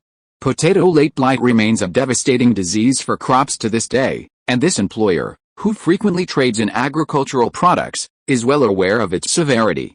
It causes widespread potato infestations, and the pathogen spreads not only through contact but also, under suitable temperature and humidity, through water and air. Therefore, once it's discovered in one area, the entire region quickly becomes infected. Of course, the consequences vary depending on the local environment and the crop variety. Ireland happens to possess the ideal natural environment for this pathogen. Chapter 209 Telegram. In Chisinau, Mordavia, Greece, a construction team is busy laying telegraph lines. Many people today mistakenly believe that Morse invented the telegraph, including Otto. However, after arriving in this era, he truly understood the history of the telegraph. As early as 1833, Gauss, known as the king of mathematics, and Weber, the German scientist who first created an ammeter, had already worked together to develop an electromagnetic telegraph. In 1835, Russian diplomat Schillinger had already developed his own telegraph. In 1839, the telegraph invented by retired British officer William Foster Gill Cook and Professor Wheatstone of the London College of Higher Learning was already in use on London's railway lines, a distance of approximately 21 kilometers. Of course, the telegraph at this time had a fatal flaw. The wires were rudimentary, with exposed metal wires that easily became ineffective due to wind and sun exposure, and were highly susceptible to corrosion if buried underground. But this problem was not an issue for Otto. For Greece, which already possessed vulcanized rubber technology, it was simply a matter of using a rubber insulating sheath. Once this problem was solved, the telegraph could be put into use. Otto, living in the future, naturally understood the importance of the speed of information transmission. Therefore, the Royal Consortium invested heavily in building telegraph stations throughout Greece, intending to connect all cities in the country by telegraph. If it weren't for the limitations of Brazil's rubber production, Otto would probably have immediately demanded that the telegraph be expanded to every town in Greece. Fortunately, as time went on, the first rubber plantations planted in the African colonies were ready for tapping, and the problem of rubber shortages would be alleviated as more and more rubber plantations matured. Of course, with the telegraph in place, a simple telegraph code was also needed, for which Otto specifically commissioned several experts from the University of Athens to study it. It took about 4 months to compile a very simple code that required only basic comprehension to operate, making telegraph training much easier and accelerating the development of the telegraph. With this method of communication, current methods such as carrier pigeons, Post horses, carrier dogs, and beacon fires would gradually become obsolete. As for more advanced radio technology, Otto didn't have a sufficient understanding of it, so he could only set up research projects and grants, hoping that the researchers could develop it as soon as possible. Are these the conditions the British have? Otto asked after reading the report that Aubries had just submitted. Yes, Your Majesty. Palmerston stated that Egypt is not only related to Britain's cotton supply, but also to the sales of British products. Unless our country is willing to lower tariffs on 43 commodities, including steel, coal, and textiles, we cannot compensate for Britain's losses. They are willing to help our country negotiate with the Ottoman Empire and force it to relinquish sovereignty over the territories occupied by our country, provided our country agrees to their conditions. The British have quite the appetite. They want us to lower tariffs on steel and coal to 5%, textiles to 8%, and steam engines and machinery to below 10%. The treaty is for at least 10 years, and we'll negotiate again after that. The tariff changes can't exceed 3%. They're trying to dump British industrial goods on us. Otto sneered. Lowering tariffs on some goods is fine, but Britain is demanding too much? And it can't be just us unilaterally lowering tariffs. Britain should also offer some corresponding conditions. Inform the relevant departments, discuss it together, and then talk to the British. Yes, Your Majesty, I'll go right away. Aubries didn't say much more, bowed to Otto, and left. After Aubries left, Otto began to ponder. Trade protectionism was prevalent in this era. Tariffs among the major powers were generally between 15% and 20%, with some even reaching 30%. Countries did this naturally to protect their domestic industries and prevent other countries from dumping goods into their borders and earning large sums of money. After all, gold and silver were the dominant currencies at the time, and a large-scale outflow of gold and silver could easily have serious consequences. Otto wasn't entirely opposed to Britain's demand for market opening, but he insisted that it couldn't be unilateral or completely open all at once. In the past, European and American countries had cheered for opening up Tokyo's market. But decades later, faced with a massive influx of products from Tokyo, European and American countries had to resort to sanctions, raising tariffs again and shifting their international rhetoric from free trade to anti-dumping propaganda. While modern Greece may lack the crucial human resource advantage of the Far East, it can attract immigrants. The Far Eastern empires were now teeming with starving farmers. If it weren't for the distance, Otto would have loved to send hundreds of thousands of Chinese to Greece every year. The current 100,000 Chinese immigrants are a drop in the ocean. Another point is that at this time, Greece didn't have a significant technological gap with Britain, and its industrial sectors were relatively comprehensive. The only difference was its smaller scale due to its shorter development history.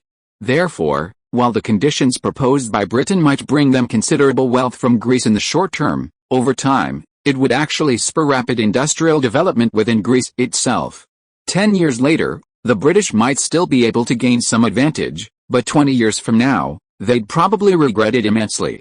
Of course, times have changed, and one thing to note is that after the treaty with Britain, even with a trade surplus with other countries, Greek gold will continue to flow to Britain for at least 5 to 10 years. Currently, the Greek government holds only 58 tons of gold reserves, while Otto possesses 189 tons. This includes over 30 tons of temple gold, contributions from California gold mines, and gold that Otto has continuously converted from banks in other countries over the years. Britain played a significant role in this, and Otto profited handsomely from the recent surge in British railway stocks. Nearly half of this wealth was used to support colonial development and purchase domestic bonds, while the remainder was converted into gold in banks in the US, UK, France, Austria, and Prussia and shipped back home. Concerned about a potential gold shortage, Otto considered that Australia possessed numerous undeveloped gold mines. Previously, he hadn't taken any action there, assuming it was a British colony. However, given the possibility of a gold shortage, he decided to take the risk or find a strong partner within Britain.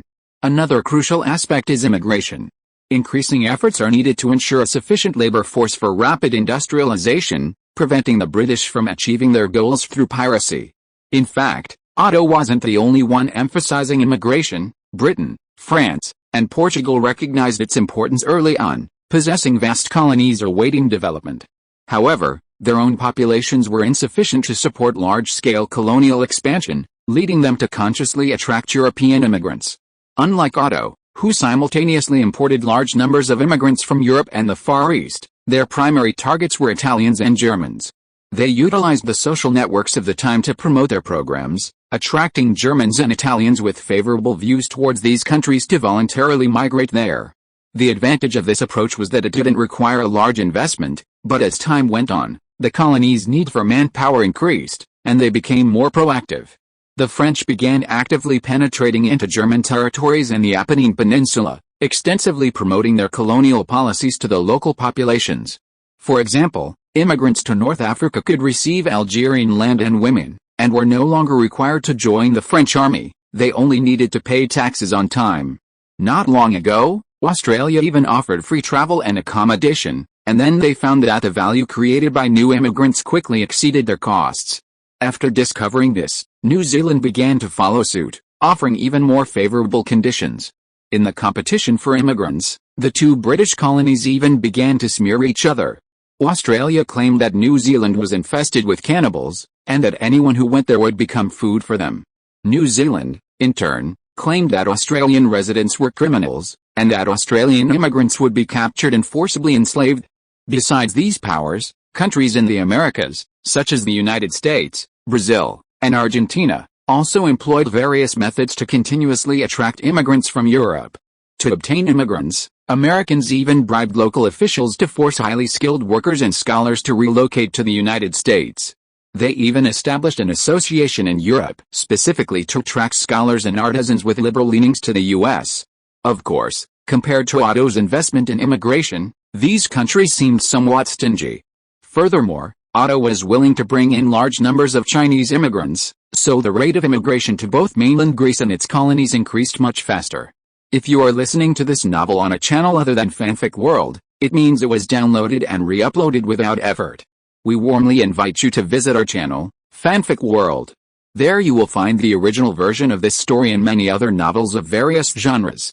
We look forward to seeing you dive into a world of incredible novels. Chapter 210 Double-Edged Sword. Compared to the benefits of annexing Egypt, the impact of the trade agreement with Britain was acceptable to Otto. He began preparations accordingly, starting with establishing a mining development company in Australia and actively seeking investment from the British royal family. In this era, royal families invested in many industries, and since Otto wanted to develop Australian gold mines and avoid being exploited by locals, using the British royal family's name was the most effective way. Historically, Australian gold mines wouldn't be discovered for another 6 or 7 years. By leveraging the British royal family's name early on, purchasing key locations, and recruiting Chinese laborers from the Far East for development, he could reap substantial profits. In addition, Otto decided to expedite monetary reform, replacing the current gold and silver coins with paper money. Even conservatively, if the paper money reform could be completed, the 1 ton of gold reserves could be used to print 2 to 3 times that amount of paper money, which would greatly improve the government's finances. Coupled with restrictions on the exchange of paper money for gold, such as requiring a certain time frame for large exchanges, this would further limit the outflow of gold and reduce the impact of trade agreements on the Greek economy. Another key aspect was accelerating immigration, especially increasing immigration to the homeland. To this end, Otto instructed the Royal Consortium to build more immigration ships and increase the influx of immigrants. Otto spent several days arranging these matters, and then it was time to implement them step by step. At this time, the latest battle report came from the front lines in Constantinople. Krylus's army had completely cleared the northern fortresses of Constantinople, and the main force had advanced to the walls of the city. In the report, Krylus requested reinforcements and artillery support from within the country, and even requested naval cooperation, clearly indicating his intention to capture Constantinople as quickly as possible. Otto only agreed to provide a batch of heavy artillery in response to Krylus's requests. He forgot about reinforcements and naval support. Otto had never intended to capture Constantinople in this war. Sending Krylus was merely a means to put pressure on the Ottoman Empire, forcing them to make concessions in negotiations as soon as possible. Previously, in order to capture those fortresses, Greece had already sacrificed more than 20,000 elite soldiers, which greatly displeased Otto. At this moment, he would rather give Krylus more heavy artillery and let him expend more shells than waste more precious soldiers' lives there. As for naval cooperation, that was out of the question. After all, The Bosphorus Strait was only 750 meters at its narrowest point and 3.7 kilometers at its widest. If naval warships ventured deep into the strait, they would be nothing more than sitting ducks for the heavy artillery on the city walls. Although the British Mediterranean fleet lifted the blockade of the waters around Athens after trade negotiations began, the most important thing for the Greek navy was to blockade Ottoman merchant ships and guard against any moves by the British Mediterranean Navy. What's going on at home? As far as I know, there are at least 5 divisions in reserve around Athens, but they haven't even sent a single division to reinforce us. Clearchus couldn't help but complain after receiving the reply. He had already arrived at the gates of Constantinople and was about to capture the former capital of Byzantium, but his country was unwilling to provide any more support. In reality, aside from the top cabinet members, most government officials in Greece were unaware that Otto did not intend to retake Constantinople in this war. Even Gryllus, the frontline commander, was kept in the dark. After all, if this news were to spread, it would significantly damage Otto's prestige and easily dampen morale on the front lines and public support for the war. However, as the war progressed and the Greek army continued its advance, the calls for the retake of Constantinople grew louder among both the public and the military. Many newspapers even began offering seemingly serious strategies, introducing Constantinople's defenses and methods for conquering it, displaying an air of grandstanding and passionate writing. Much of the data was entirely speculative, yet it was met with widespread popularity. Otto naturally noticed this, but he couldn't directly suppress it. He could only censor a few overly radical publications, while instructing his newspapers to emphasize that Constantinople was a fortified city, easy to defend and difficult to attack, implying that the Greek army did not have an advantage and that achieving the goal would be difficult. However, these efforts seemed insignificant under the heightened nationalistic sentiment. Now, in the streets and alleys of Athens, one could hear people discussing how long it would take to capture Constantinople.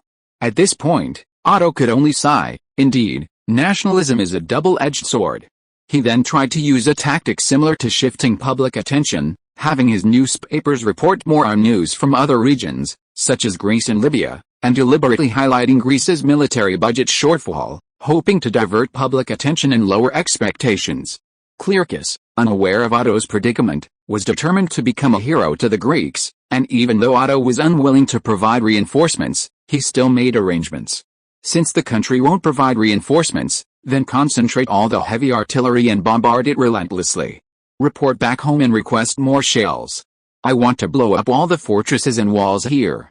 On September 19, 1844, the Greek army began its first bombardment of Constantinople. The Ottoman Empire's nerves were on edge, and Megiddo inquired about the army's situation almost daily. After learning the true extent of the reinforcements, Megiddo was furious, but in the end, he could only hastily deal with a few unfortunate individuals and put the matter to rest. To expedite the formation of combat capability for these reinforcements, he instructed his subordinates to first find ways to provide sufficient provisions. He then amassed a batch of old, worn-out matchlock muskets and distributed them to the 80,000 men for training.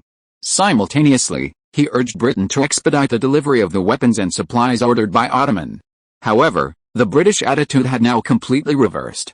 Despite the completion of gun production, some merchants, at the behest of the British government, claimed that recent costs had increased and demanded additional payment from Ottoman. Others stated that shipping capacity was strained and suitable vessels could not be found immediately, hoping the Ottoman Empire would send its own people to transport the goods back. Others simply claimed that a production accident had occurred at the factory, affecting production, and that they didn't know when it would resume. In short, various difficulties arose one after another, and even if some goods could be delivered to the Ottoman Empire, the costs increased significantly. Initially, the Ottoman Empire didn't realize this, but as almost all the goods encountered problems, they began to realize that the British stance seemed problematic. Could it be that they were dissatisfied with something about us? Chapter 211 Releasing the Signal. In mid-October, Otto saw reports of severe potato late blight in many parts of the United States, with large areas of potato-grown land experiencing poor harvests or even total crop failure. This reminded him of the Irish famine that would occur the following year. It seems that the Irish famine, which lasted for 3 years in history, was caused by potato late blight, and by the great indiscretions of the British Empire. Thinking of Ireland, Otto felt that the future decline of British hegemony was almost inevitable, and the two world wars merely accelerated this process. After all, the British couldn't even assimilate the Irish, who had ruled their own backyard for centuries and shared a highly similar language and culture. Instead, the Irish were constantly thinking about independence. This was even more true for their seemingly large and stable colonies. Once they gained power, seeking independence was almost an inevitable trend for these colonies. Since the Irish famine was on his mind, Otto's first thought was to take advantage of the famine to attract immigrants from Ireland. Of course, this was something Otto could easily give an order for. His next concern was the chain reaction triggered by the American crop failure. In America, investing in agriculture with loans was very common. These potato farmers lost everything, while farmers growing other crops around them were overjoyed. Because of the potato crop failure, other crops could fetch a better price, and the federal government didn't take it seriously. The prevailing economic ideology is free trade and minimal government intervention. Therefore, the local government's report downplayed the issue, stating only that a large number of farmers suffered investment failures, resulting in widespread land waste. Consequently, the U.S. government, upon receiving the report, not only failed to implement relief policies but also concluded that the farmers had wasted valuable land resources, cultivating worthless crops, and even fined the affected farms. At this point, Otto realized that world food prices would continue to rise next year, or even by the end of this year, because Britain imports large quantities of food from countries like the U.S. every year. With reduced American grain production and exports, the British naturally needed to compensate from other sources, predictably driving up grain prices. Otto perhaps should have the colonies take the opportunity to grow more grain. Unfortunately, news from the United States took at least a month to arrive, preventing him from reacting immediately. Otherwise, he would have already ordered increased grain reserves. In addition, Otto was also concerned about bankrupt farmers. Reports indicated that many farmers, after going bankrupt, chose to sell their remaining assets and migrate westward. It seemed the North American colonies would once again have to find ways to cope with the influx of American immigrants.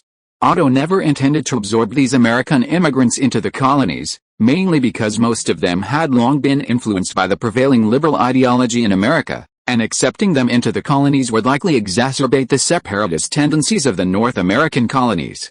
After analyzing the intelligence-related matters, Otto wrote down some of his suggestions and set them aside. The Secretariat would then collect these documents and convey his opinions to the relevant departments. Next, Otto picked up a new document. France and Britain had finally reached an agreement on the Moroccan issue.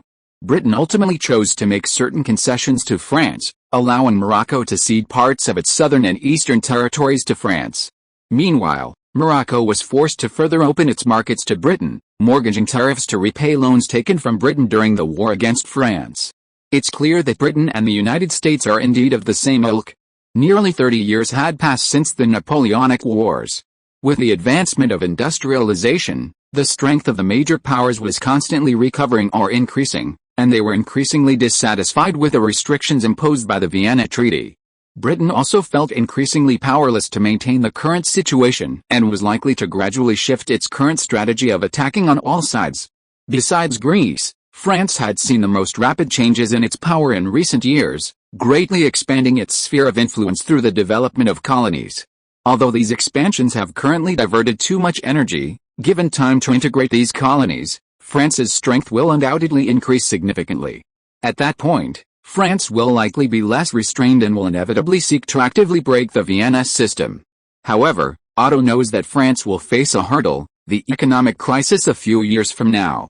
Unless France can preserve its current interests after that, breaking the Vienna system and establishing its so-called natural boundaries will not be easy. In any case, depending on the changing circumstances, all parties are making different choices, and the future course of history will increasingly deviate from its original trajectory due to the changes in Greece. Sure enough, not long after, another piece of news arrived: the Queen of England was preparing to visit France. Otto hadn't expected the British to react so quickly. At this time, internationally, Britain's relations with almost all the major powers were poor. In Central Europe, relations with Austria and Prussia were lukewarm. To prevent Austria from becoming dominant in Central Europe, Britain had erected numerous obstacles in the Apennine Peninsula to prevent Austria from annexing the Italian states, which aroused Austrian resentment. In the Near East, it faced challenges from Greece and Russia, In Africa and Central America, it faced competition from France. In the Oregon region of North America, thanks to persistent American immigration, the number of American immigrants was gradually surpassing that of the British colonists. Although the region is still under British administration, losing Oregon is only a matter of time if decisive action is not taken. Unfortunately, Britain is currently in dire need of raw materials such as cotton from the United States. Meanwhile, internal problems are emerging in Britain. The railway boom of recent years is gradually coming to an end. Only the main lines are profitable, many branch lines are actually difficult to turn a profit. This has led willing capitalists to be unwilling to continue investing in unprofitable lines, as the bubble in the rapidly expanding railway industry is beginning to burst. There are only some signs now, but as time goes on, it will certainly become serious and then explode. After being outmaneuvered by Greece in Egyptian affairs, Robert Peel pondered ways to break the deadlock. While instigating conflict between Greece and Russia, he began to ease relations with France. Around this time, Queen Victoria seemed interested in traveling and wanted to visit Paris. Originally, Victoria intended only a private trip, but Robert Peel astutely recognized its political value. The sacred alliance of Russia, Prussia, and Austria still existed. The most advantageous European situation for Britain was not one of peace, but rather one where the major European powers were locked in conflict, unable to subdue each other, preoccupied with overseas affairs, and powerless to confront Britain. The Vienna system limited France and maintained peace in Europe for nearly 30 years. However, with France's power recovering and its hopes of European hegemony dashed, it naturally turned its attention overseas, leading to conflict with Britain. Therefore, France was both Britain's enemy in its quest for world domination and its ally. If Britain could use France to destabilize the European situation, it would be a very good thing. Robert Peel wanted to use France to destabilize the situation on the European continent, so he strongly supported Queen Victoria's trip to Paris and promoted it extensively throughout Europe. This will be Queen Victoria's first visit to a foreign country. The last time an English monarch visited France was in 1520 during the reign of Henry VIII. Robert Peel was essentially sending a signal to France, reminding them that England and France could cooperate. Chapter 212 Trade Agreement. The news that Queen Elizabeth II and the Prince Consort were preparing to visit France in the spring of 1845 immediately shocked the whole of Europe. Anyone with a modicum of political acumen understood that this would bring about a significant shift in the European landscape. Upon receiving the news, Otto immediately instructed Aubries to expedite trade negotiations with Britain. At this time, negotiations between Britain and Greece on a trade agreement were nearing completion. Greece and Britain would simultaneously reduce tariffs on 56 types of goods, with the overall tariff reduction ranging from 8% to 12% depending on the type. The treaty was for 10 years. After 10 years, the two countries would renegotiate tariffs on the relevant goods, but the changes could not exceed 3%. The trade agreement would take effect immediately once the war between Greece and the Ottoman Empire ended, granting Greece all of its territories in the eastern Aegean Islands, Cyprus, Libya, and Egypt. Otto's urging was also to avoid any unforeseen complications. He was unaware that Victoria's visit to Paris was merely out of interest, but the actions of the British were enough to put him on alert. Very good, everyone. Your efforts are indispensable to our successful agreement with the British. After reviewing the final trade agreement reached with Britain, Otto praised softly. Although the negotiations were handled by the Foreign Office, other departments also provided numerous suggestions on how to weigh the specific terms, so Otto did not specifically praise the Foreign Office. Your Majesty is too kind. This is what we should do, several cabinet ministers echoed. After the praise, Otto got down to business. Good, the trade agreement is finalized. You've all reviewed the terms and should understand that once this treaty takes effect, it will impact many of our country's industries. What solutions does the cabinet have? As the first department affected, the Minister of Finance stepped forward and said, Your Majesty, based on the potential impact of this treaty, our Ministry of Finance has proposed a tax reduction plan. This plan primarily targets industries such as steel, textiles, mining, and machinery manufacturing, reducing taxes to lessen the burden on these enterprises and enable them to better compete with foreign products. Otto nodded. That is indeed a good idea, but it will also increase the government's financial burden considerably. Lister continued, Your Majesty, please rest assured. Greece has already begun implementing paper currency, planning to gradually convert all metal currency within the country into paper money over 3 years. This will greatly increase government revenue, enough to offset the revenue reduction caused by tax cuts. However, in the short term, due to the war, military spending has remained at an extremely high level. The 200 million Dreimark bonds issued previously have already been largely used up in the past 5 months of war, so the Ministry of Finance plans to issue another 100 million Dreimark bonds. Otto thought for a moment and asked, "Can the market handle it?" "Your Majesty, please rest assured," the finance minister assured him confidently, "the public's support for the war is currently very high. The 100 million Dreimark bonds can be sold without a problem." Otto glanced at Friedrich Lister, who in the original history was supposed to die in a little over a year. Perhaps due to the change in his life trajectory, his health was now excellent. He could probably remain as finance minister for at least another 5 years. Indeed, power is the best tonic for men. Since he didn't need to personally oversee the sale of these war bonds, Otto wouldn't willingly become a sucker.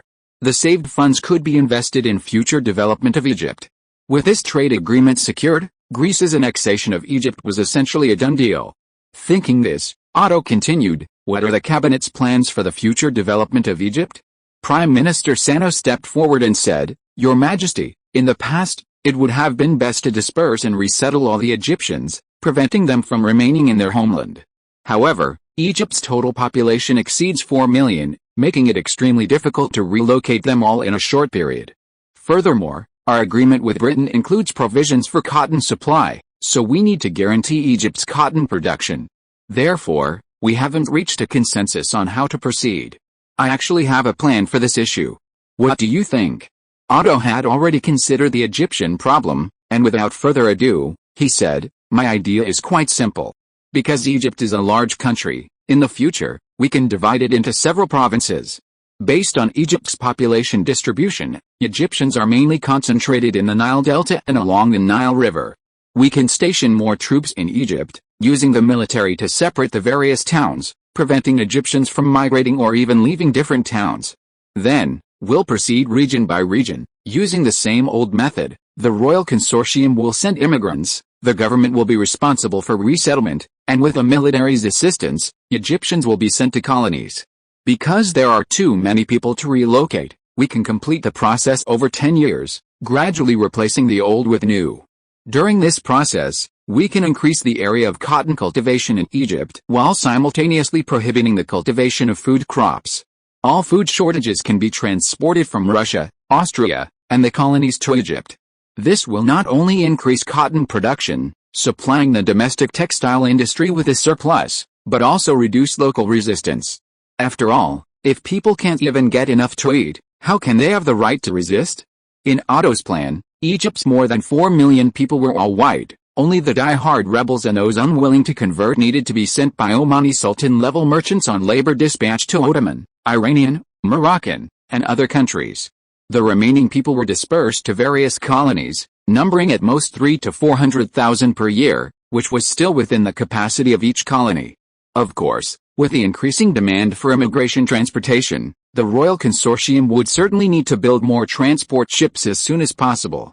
Ultimately, 10 years later, Egypt would have more than 3 million immigrants, who would mainly make a living by planting trees to improve the local environment and growing cotton for the Royal Consortium. With the assimilation policy in place, like Tunisia and Greek Syria, they would gradually transform the area into their native land. Once the Egyptian issue is resolved, the arrangements for Libya and Cyprus would be even less of a problem. After the local Muslims were relocated, only about 20,000 Greeks would remain in Cyprus, and a few more immigrants could be relocated there. In Libya's desert region, the usual practice would be to forcibly relocate the local tribes with a military, then send a small number of immigrants to plant trees and fish in the sea.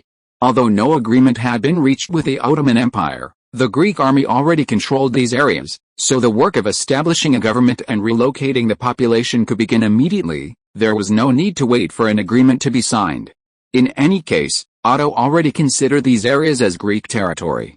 After hearing Otto's explanation, the cabinet members felt that this arrangement was acceptable. Otto immediately instructed the cabinet to finalize a detailed plan based on his outline, and then announced the adjournment of the meeting. Chapter 213 Landing Again. Otto cannot yet judge the impact of Britain's overtures to France on Greece, as it depends on France's reaction and the long-term development of bilateral relations. Within both Britain and France, many hope for a united front, given the immense benefits it would bring.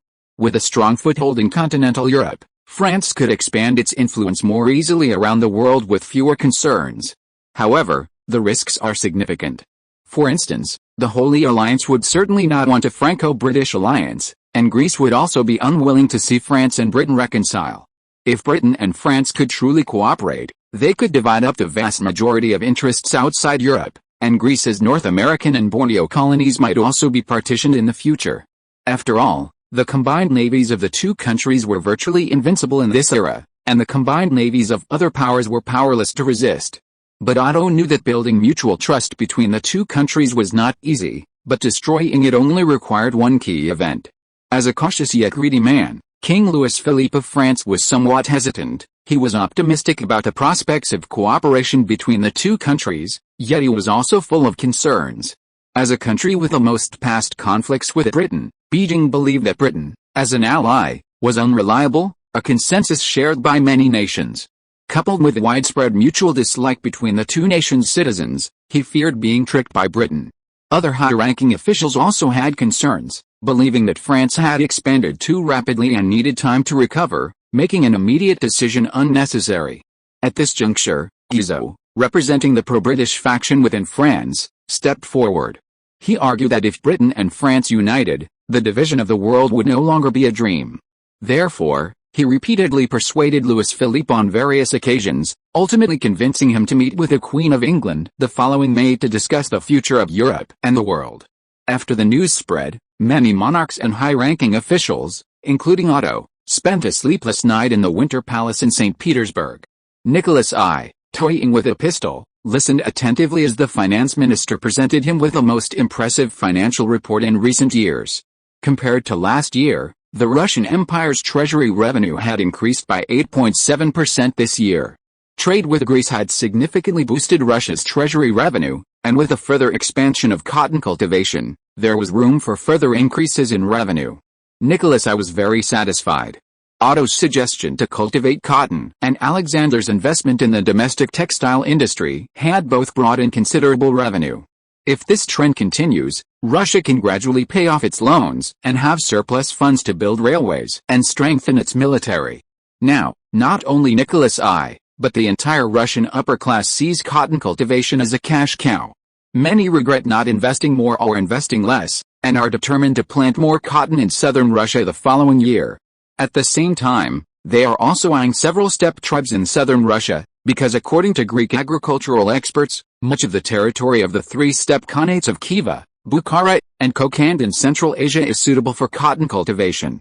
Previously, the Russian Empire didn't conquer those areas, but instead subjugated these steppe kingdoms through protectorate policies because those steppe tribes were too poor, and conquering them wouldn't yield sufficient benefits. But now, cotton could be grown there, and thinking of this, they felt an extraordinary affinity for the land, wishing they could immediately bring the people back into the embrace of the Russian Empire, allowing them to contribute enough cotton to the empire through their labor. If Russia hadn't been keen to intervene in the war between Greece and the Ottoman Empire, someone would probably have already proposed to Nicholas I that military action be taken to conquer those three steppe khanates. At this time, France and Britain were moving closer, and their concerns about intervening in the war increased considerably, but because they couldn't be certain of Nicholas I's attitude, neither dared to bring it up proactively. After the finance minister finished reading the report, Nicholas I suddenly spoke up. Perhaps we should maintain closer contact with our allies in the Holy League. After all, since its inception, the Holy League has been a vital force for stabilizing the European continent. Your Majesty is right, I'll take care of it immediately. The foreign minister immediately responded loudly, knowing this was Nicholas I's response to the growing rapprochement between Britain and France. To the east of Athens, in the Aegean Sea, lie numerous islands of varying sizes. The western islands belonged to Greece, while the eastern ones belonged to the Ottoman Empire. With a loss of naval supremacy, the Ottoman Empire lost control of many islands in the eastern Aegean Sea not long after the start of the war. Otto had been using these islands to strengthen the blockade of Ottoman merchant ships and prepare for the upcoming war. Izmir, located at the head of the Bay of Izmir in the Aegean Sea, was poised to become Turkey's third largest city and second largest port, a vital industrial, commercial, foreign trade, and maritime center. At this time, Izmir was also a crucial port and city for the Ottoman Empire. Having lost control of the seas, the Ottoman Empire was unable to break through the Greek naval blockade, and many of its limited troops had been redeployed to Constantinople, leaving Izmir's defenses extremely weak. On October 28, some residents of the port of Izmir watched in fear as a large number of ships appeared at sea. 2 warships, each flanked by cannons, stood at the forefront, their dark muzzles pointing towards the harbor. As a former military stronghold, Izmir's harbor had coastal fortifications, but due to long-term neglect and lack of funds to acquire new artillery, the rusted cannons even raised suspicions that using them would likely result in immediate explosions. Therefore, upon seeing the Greek warships appear in the harbor, the 500 garrison troops, originally responsible for guarding the port, hastily departed under their commander. The Greek fleet, of course, was unaware of this situation. The warships first checked each of the harbor's fortifications, and finding no resistance, notified the transport ships behind them. The transport ships launched landing craft, and the vanguard landing force paddled frantically towards the harbor. Once ashore, all the landing soldiers, under orders from their officers, dispersed to control the harbor, remaining vigilant against potential attacks from the garrison. Only after confirming the absence of enemy forces did the vanguard send a signal to the fleet. Then, the transport ships brazenly approached the pier, allowing their troops to pass through and enter the harbor. The Ottomans have absolutely no defenses here? Kusin, who had arrived at the harbor with the main force, couldn't help but remark, looking at the harbor now under his own control. There were originally 500 garrison troops here, but it seems they fled the moment they saw our warships, his adjutant said with a strange expression. As expected, the news from above was correct. The Ottoman Empire's best soldiers are concentrated in Constantinople, and even if there are garrisons elsewhere, they don't have much fighting power. In that case, let the troops on the ships land quickly. We need to take Izmir before the Ottomans can react. Chapter 214 Magnized Determination. With its well-developed port facilities, the Greek army transported soldiers and a large amount of equipment and artillery to the land. The news of the Greek landing at the port of Izmir could not be kept secret. In fact, it did not take long for the city of Izmir to receive the news. As a former fortress, the city has a dedicated command post. Major General Orr, the commander there, is questioning a port garrison officer who has just fled back. You mean the Greeks sent 7 large warships, followed by a large number of transport ships? Yes, General. Judging by the number of those transport ships, the Greeks have sent at least 30,000 men this time. I sensed things were going badly and had no choice but to run back to report. The major, originally in charge of the Izmir port defense but now acting like a whirlwind, answered cautiously. All right, that's all for you. Go now. Having obtained the information he wanted, Major General Orr impatiently waved him away. Although he wanted to punish the deserter, the thought of the approaching Greek army extinguished any thought of punishment. Major General Orr calculated that his 3,000 plus men were local troops, barely equipped with a rifle each. They were only good for bullying civilians. In a real battle, they were utterly ineffective. The Greek army, on the other hand, outnumbered them tenfold. This battle was unwinnable. But thinking of his family in Constantinople, he dared not flee. He could only send messages while reluctantly arranging defenses for his men. About 10 days later, Mejid received news of the Greeks landing in Izmir. His expression immediately changed, and he summoned all his higher-ranking officials for a meeting. This news came 10 days ago. Izmir only has 6,000 defenders. They are no match for the 30,000 Greek troops. Izmir is likely already in Greek hands, the Minister of War said gravely. After capturing Izmir, the Greeks will likely continue their advance towards Sakarya, cutting off Constantinople's connection with the outside world. Upon hearing this, almost everyone present paled. Vizier immediately stepped forward and said, Your Majesty, if the Greeks succeed, they will completely sever Constantinople's land and external connections. Combined with their naval superiority, Constantinople will become an isolated city. The Greek landing at Izmir is a direct attack on the Ottoman Empire's Achilles heel. In previous wars, the Greek territories of Libya and Egypt were not actually under Ottoman control. Therefore, In the Ottomans' eyes, their losses so far were merely the relatively insignificant islands of the eastern Aegean and Cyprus. Constantinople, as a fortified city, would not be easily breached by the Greeks. The Ottomans, in particular, discovered that the Greek attack on Constantinople, aside from its heavy artillery fire, was not particularly intense. They refused to send reinforcements and warned Krilkis against excessive casualties, threatening him with a military court-martial. This gave the Ottomans the illusion that they could continue to hold out and that Constantinople still had a good chance of survival. However, this landing completely shattered the Ottomans' wishful thinking. Once Constantinople was cut off from land, it could only obtain supplies by sea. But if Greece also blockaded the Aegean Sea, Constantinople would truly become an isolated city. Faced with this predicament, the Ottoman leadership was extremely anxious, but worrying alone was useless. Nearly 200,000 Greek troops were already stationed outside Constantinople, and the garrison was already insufficient. Could they possibly spare any more troops to defend Zacharias? Even if they managed to hold Zacharias, couldn't the Greeks attack elsewhere? The Ottoman Empire was now extremely vulnerable, with no surplus troops to mobilize. Therefore, the Ottoman Empire was left with only one last option. However, no one dared to voice this concern. All the Ottoman leaders, like ostriches facing danger, lowered their heads and remained silent. Looking at the assembled ministers, Majid knew they were unwilling to take responsibility, but was he, the Sultan, supposed to bring it up? After a long while, the Minister of War stepped forward and said, "Your Majesty, the current situation on the battlefield is extremely unfavorable to our country. As the Minister of War, I bear a great responsibility. I humbly request your Majesty to dismiss me from my post to appease the people." No one expected the Minister of War to willingly step forward and take responsibility, but they quickly understood why. Majid spoke up, "You do bear responsibility for the defeat in this war.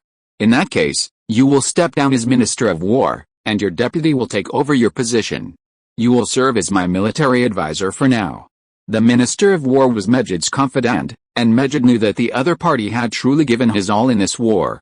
At the same time, this war had also made him realize more clearly that Greece's strength had far surpassed that of the Ottoman Empire. He had clearly seen the strength displayed by the Greek army still under the walls of Constantinople. The Ottoman Empire had fallen far behind, and it needed to undergo more in-depth reforms to have any chance of rising again. Now the other ministers understood that the Minister of War was using a feigned retreat to distance himself from the situation and ensure his continued leadership of the army. Having appeased his confidant, Majid's expression immediately changed. "This war has exposed many problems. Our soldiers are brave enough, but they can only fight the enemy with outdated weapons. What do you think is the reason for this?" The finance minister, who had been singled out, knew that Majid was expressing dissatisfaction. He dared not say that the Ottoman Empire's finances were already in disarray, and could only say in a deep voice, "Your Majesty, the Ministry of Finance bears a great responsibility for this war. I have failed your trust, and I am willing to resign from my position as finance minister." "Very good. Your position will now be taken over by Hamil Pasha."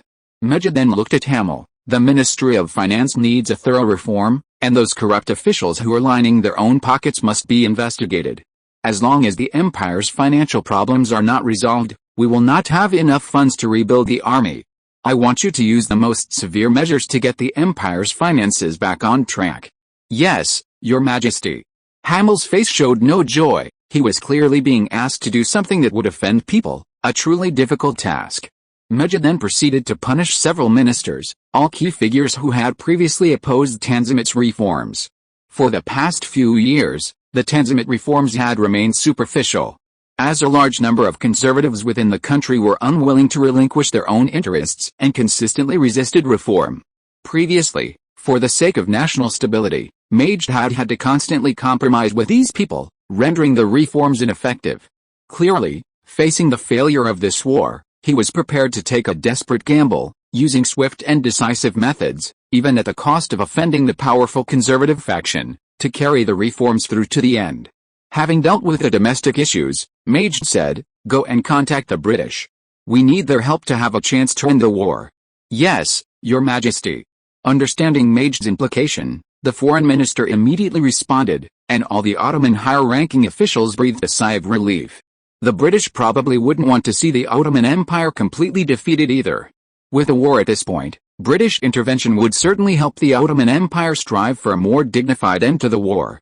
A few days later, British Foreign Secretary Palmerston proactively appealed to Greece and the Ottoman Empire to end the war and restore peace, expressing his willingness to help mediate the dispute between the two countries. Otto readily agreed. Although the situation on the battlefield was currently very favorable, he knew he couldn't expect to gain everything too quickly. The benefits Greece was currently receiving were already beyond his imagination. Even just the central and northern parts of Egypt would take more than a decade to initially assimilate, and the southern Sultanate was a largely undeveloped region, much like many of Greece's colonies in Africa. Complete control would take an even longer. Therefore, Otto ordered Pericles to halt his offensive and prepare for negotiations with the Ottoman Empire, thus ending the fighting in the Near East.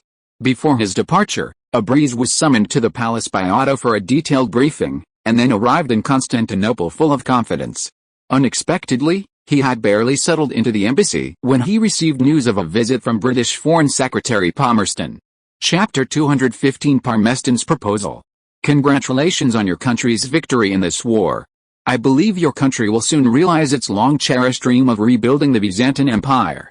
Inside the embassy, Palmerston spoke very warmly to a breeze, as if they were old friends. Since the Greek War of Independence, Greece and Britain have been close allies.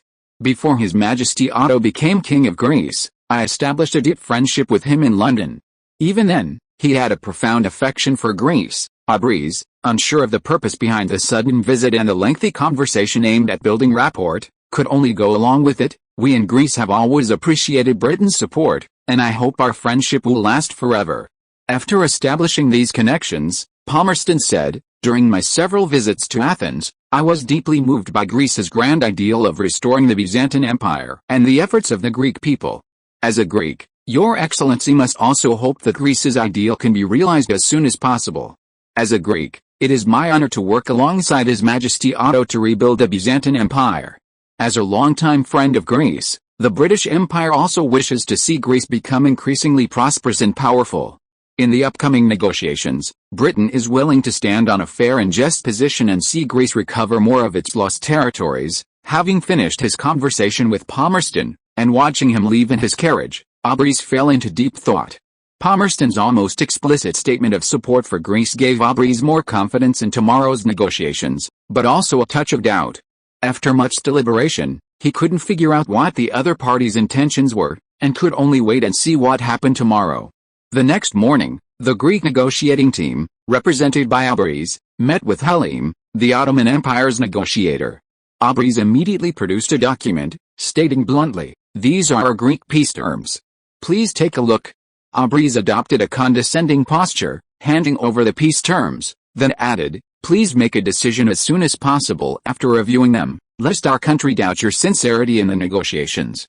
Halim, the Ottoman representative, was essentially a scapegoat.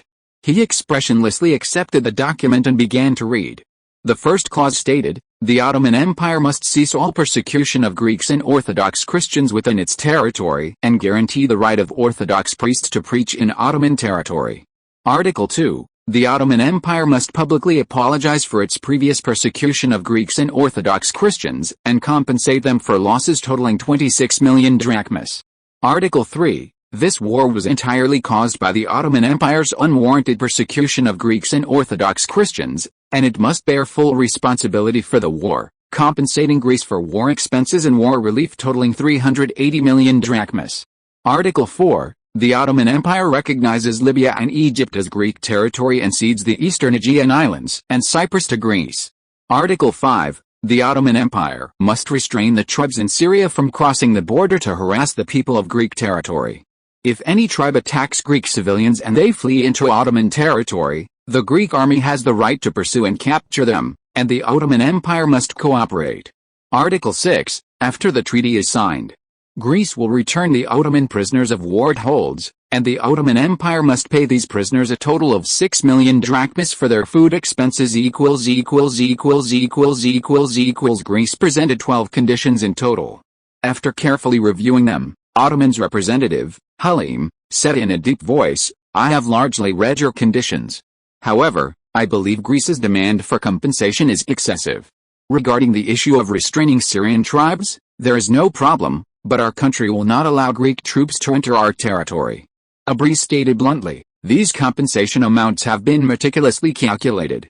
If your country has any objections, we can provide a corresponding list. Furthermore, the cross-border attacks on Greek civilians by local tribes in Syria have been ongoing for several years, and our country has protested repeatedly. But your country has never truly resolved the problem, resulting in the lives and property of our people being constantly threatened. This makes us suspect that your country is intentionally condoning the actions of these local tribes. Soon, the two sides began a heated exchange of words, and the negotiation room was filled with a sound of spittle flying. After a while, the British representative, Palmerston, coughed lightly and said, "It's not a good idea for the two of you to keep arguing like this. The amount of reparations demanded by Greece is indeed too high. Given the current situation of the Ottoman Empire, I'm afraid it simply cannot afford to pay it." Hearing this, a hint of joy flashed in Halim's eyes, and a smile appeared on his lips. The British leader had finally spoken. The Ottoman Empire was prepared for the cession of territory, and since Libya and Egypt were not directly under its control, their occupation by the Greeks wouldn't be a significant loss for the Ottoman Empire. The islands in the eastern Aegean and Cyprus were also of little value to the Ottoman Empire, so Halim didn't pursue the matter too much with Greece. However, the Ottoman Empire genuinely couldn't afford the reparations demanded by Greece. Now that the British had taken the initiative to ask Greece to reduce the amount of reparations, Halim felt that his superior, Britain, was indeed reliable.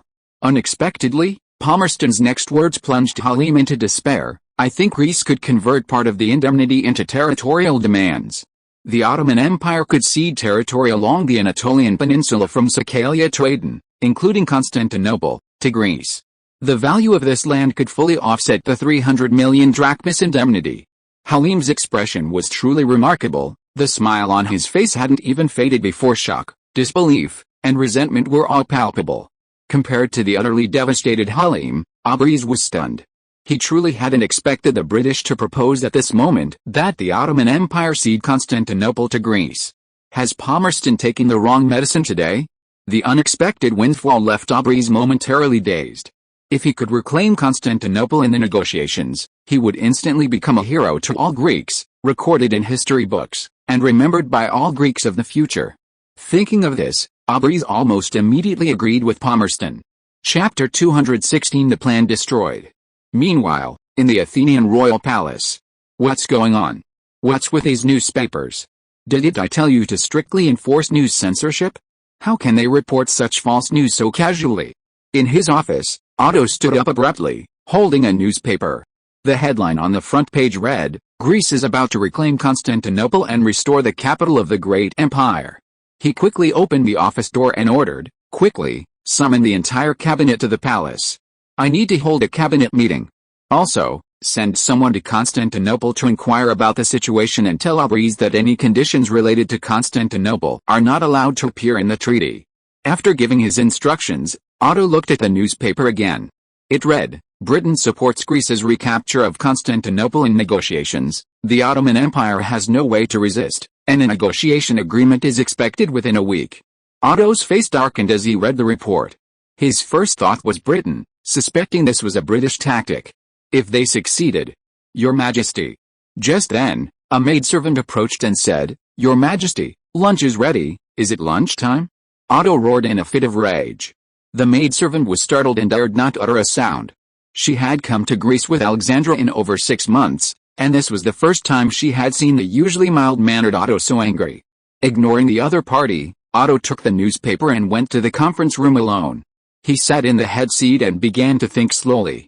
A moment later, he turned to the royal secretary who had rushed over to take meeting minutes and said, "Give the order to the propaganda department to find out exactly how many newspapers reported this news. Shut down all the newspapers involved. Also, find out how many people saw similar reports. Have the propaganda department warn all newspapers in Greece not to report such fabricated, disruptive, and negotiating reports. Furthermore, arrest and interrogate all personnel involved in reporting similar news. I need to know who told them this information." "Yes, Your Majesty," the secretary replied, standing up just as the door to the meeting room opened. He immediately bowed upon seeing the newcomer and said, "Your Highness." Alexandra nodded slightly to her secretary, "Go about your own business." Watching the secretary leave, the queen came up behind Otto, placed her hands on his shoulders, and asked softly, "I heard you suddenly got angry. What happened?" After a moment of silence, Otto pointed to the newspaper on the table in front of him. "Take a look." Alexandra picked up the newspaper, glanced at it briefly, and then said with slight surprise, "The British actually support us taking back Constantinople? The British won't be that kind." Otto said in a deep voice, "Palmstone is playing a double-edged sword." He looked at Alexandra, pondered for a moment, and said, "I rarely talked to you about politics before, but since we are husband and wife, Greece is our shared country. Now I'll start with this war with the Ottoman Empire, and give you a general overview of Greece's national strategy and the international environment." To be honest, Otto hadn't expected the British to pull this stunt. If Palmerston's move succeeded, it would completely disrupt Otto's plans for the future. Originally, Otto hadn't intended to retake Constantinople. His plan was to use it to draw the Russian Empire and Britain into conflict. Hoping that Britain and Russia would one day erupt into a Crimean War, just like in his memory. Greece could then watch Britain, France, and Russia fight, simultaneously weakening all three nations in the process. To ensure Russia could sustain itself longer in the future war and inflict greater losses on Britain and France, he even proactively advised Nicholas I to plant cotton in southern Russia, hoping to improve Russia's financial situation and increase its war potential. By the end of the Crimean War, Britain, France, and Russia would all be significantly weakened in a short period, and the Ottoman Empire would be exhausted, especially Russia, which was estimated to take at least a decade to recover its former strength. Moreover, by then, Greece's industrialization would have reached a certain level, giving it sufficient strength, making that the optimal time to recapture Constantinople and even seize the Anatolian Peninsula. However, if Greece were to reclaim Constantinople now, given Nicholas I's personality, Greece and Russia would undoubtedly become bitter enemies. To counter this potential threat, Greece would have to expand its army immediately, as no country could ignore the pressure of the Russian Empire's million-strong army. Excessive military spending and increased financial pressure would certainly slow down Greece's development. The protagonists of the future Crimean War would shift from Britain and France against Russia to Greece fighting Russia alone. Even the Austrian Empire might not remain neutral or even secretly side with Russia, as it did during the Crimean War. If Greece were to face two powerful land powers, the Russian and Austrian empires, even if it managed to remain undefeated, it would inevitably suffer heavy losses. In other words, if Britain's move succeeds, Greece will have to shoulder the burden of confronting the Russian Empire, becoming embroiled in endless land battles. These British bastards, they truly are masters of diplomatic balancing. If this succeeds, almost all my plans will be ruined. Indeed, one should never underestimate the wisdom of the ancients. I must thank the British for their great folly sometime in the future, Otto thought to himself, explaining Greece's current foreign policy to Alexandra beside him.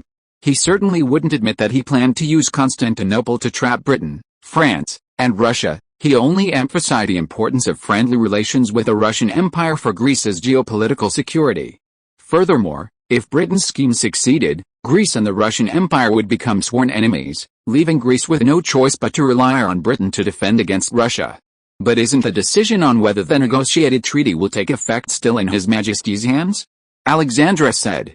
You've been in Athens for a while now, so you should have some understanding of the situation among the people. Do you think that once the contents of the treaty are released, even if I don't want to acknowledge it, the Greek people will be willing? Otto said in a deep voice, ordinary people, limited by their lack of knowledge and experience, are very easily misled by immediate interests and cannot see long-term benefits. Yet, at certain crucial moments, the country is forced to be swayed by their ideas. In this era of rising nationalism, if a monarch forcibly goes against the will of the people and is abandoned by them, even seemingly unshakable power can collapse in an instant. There's a saying in the Far East, water can carry a boat, but it can also capsize it. Public opinion is like water, and the ruler is like a boat floating on the surface. If the people support him, the tide rises, and the ruler can gain a higher position. But if the people are unwilling to support him or even rebel against him, then even the sturdiest boat can be capsized by a giant wave. Louis V was sent to the guillotine by the French people because they abandoned him. After Otto became king, he rarely promoted nationalism, but such ideas had already spread widely in Greece. Especially for the sake of national integration and consolidating the new territory in the Balkans, Otto had to promote the idea that everyone was descended from the Romans, which, to some extent, further promoted the spread of nationalism. Influenced by nationalism, Greeks have an extremely strong desire for territory, eager to recreate the borders of the Byzantine Empire. The success of the last Near Eastern War further fueled this ideal, making it a widespread pursuit among Greeks today. However, most nationalists typically don't think about such matters rationally. If you are listening to this novel on a channel other than Fanfic World, it means it was downloaded and re-uploaded without effort. We warmly invite you to visit our channel, Fanfic World. There you will find the original version of this story and many other novels of various genres. We look forward to seeing you dive into a world of incredible novels. Chapter 217 Two Choices. Gentlemen, you have all seen this report. According to the results of my investigation, similar news has spread throughout Athens. What do you think we should do now? Otto looked at the cabinet ministers with a heavy tone. Prime Minister Sanos glanced at Alexandra, who was listening in, and said, Your Majesty, there's still no news from Constantinople. We should inquire about the situation first. Whether it's true or not, I've already sent people to Constantinople to inquire. Now, the discussion is, if the British really have this proposal, what should we do? Your Majesty, Constantinople was once the capital of the empire.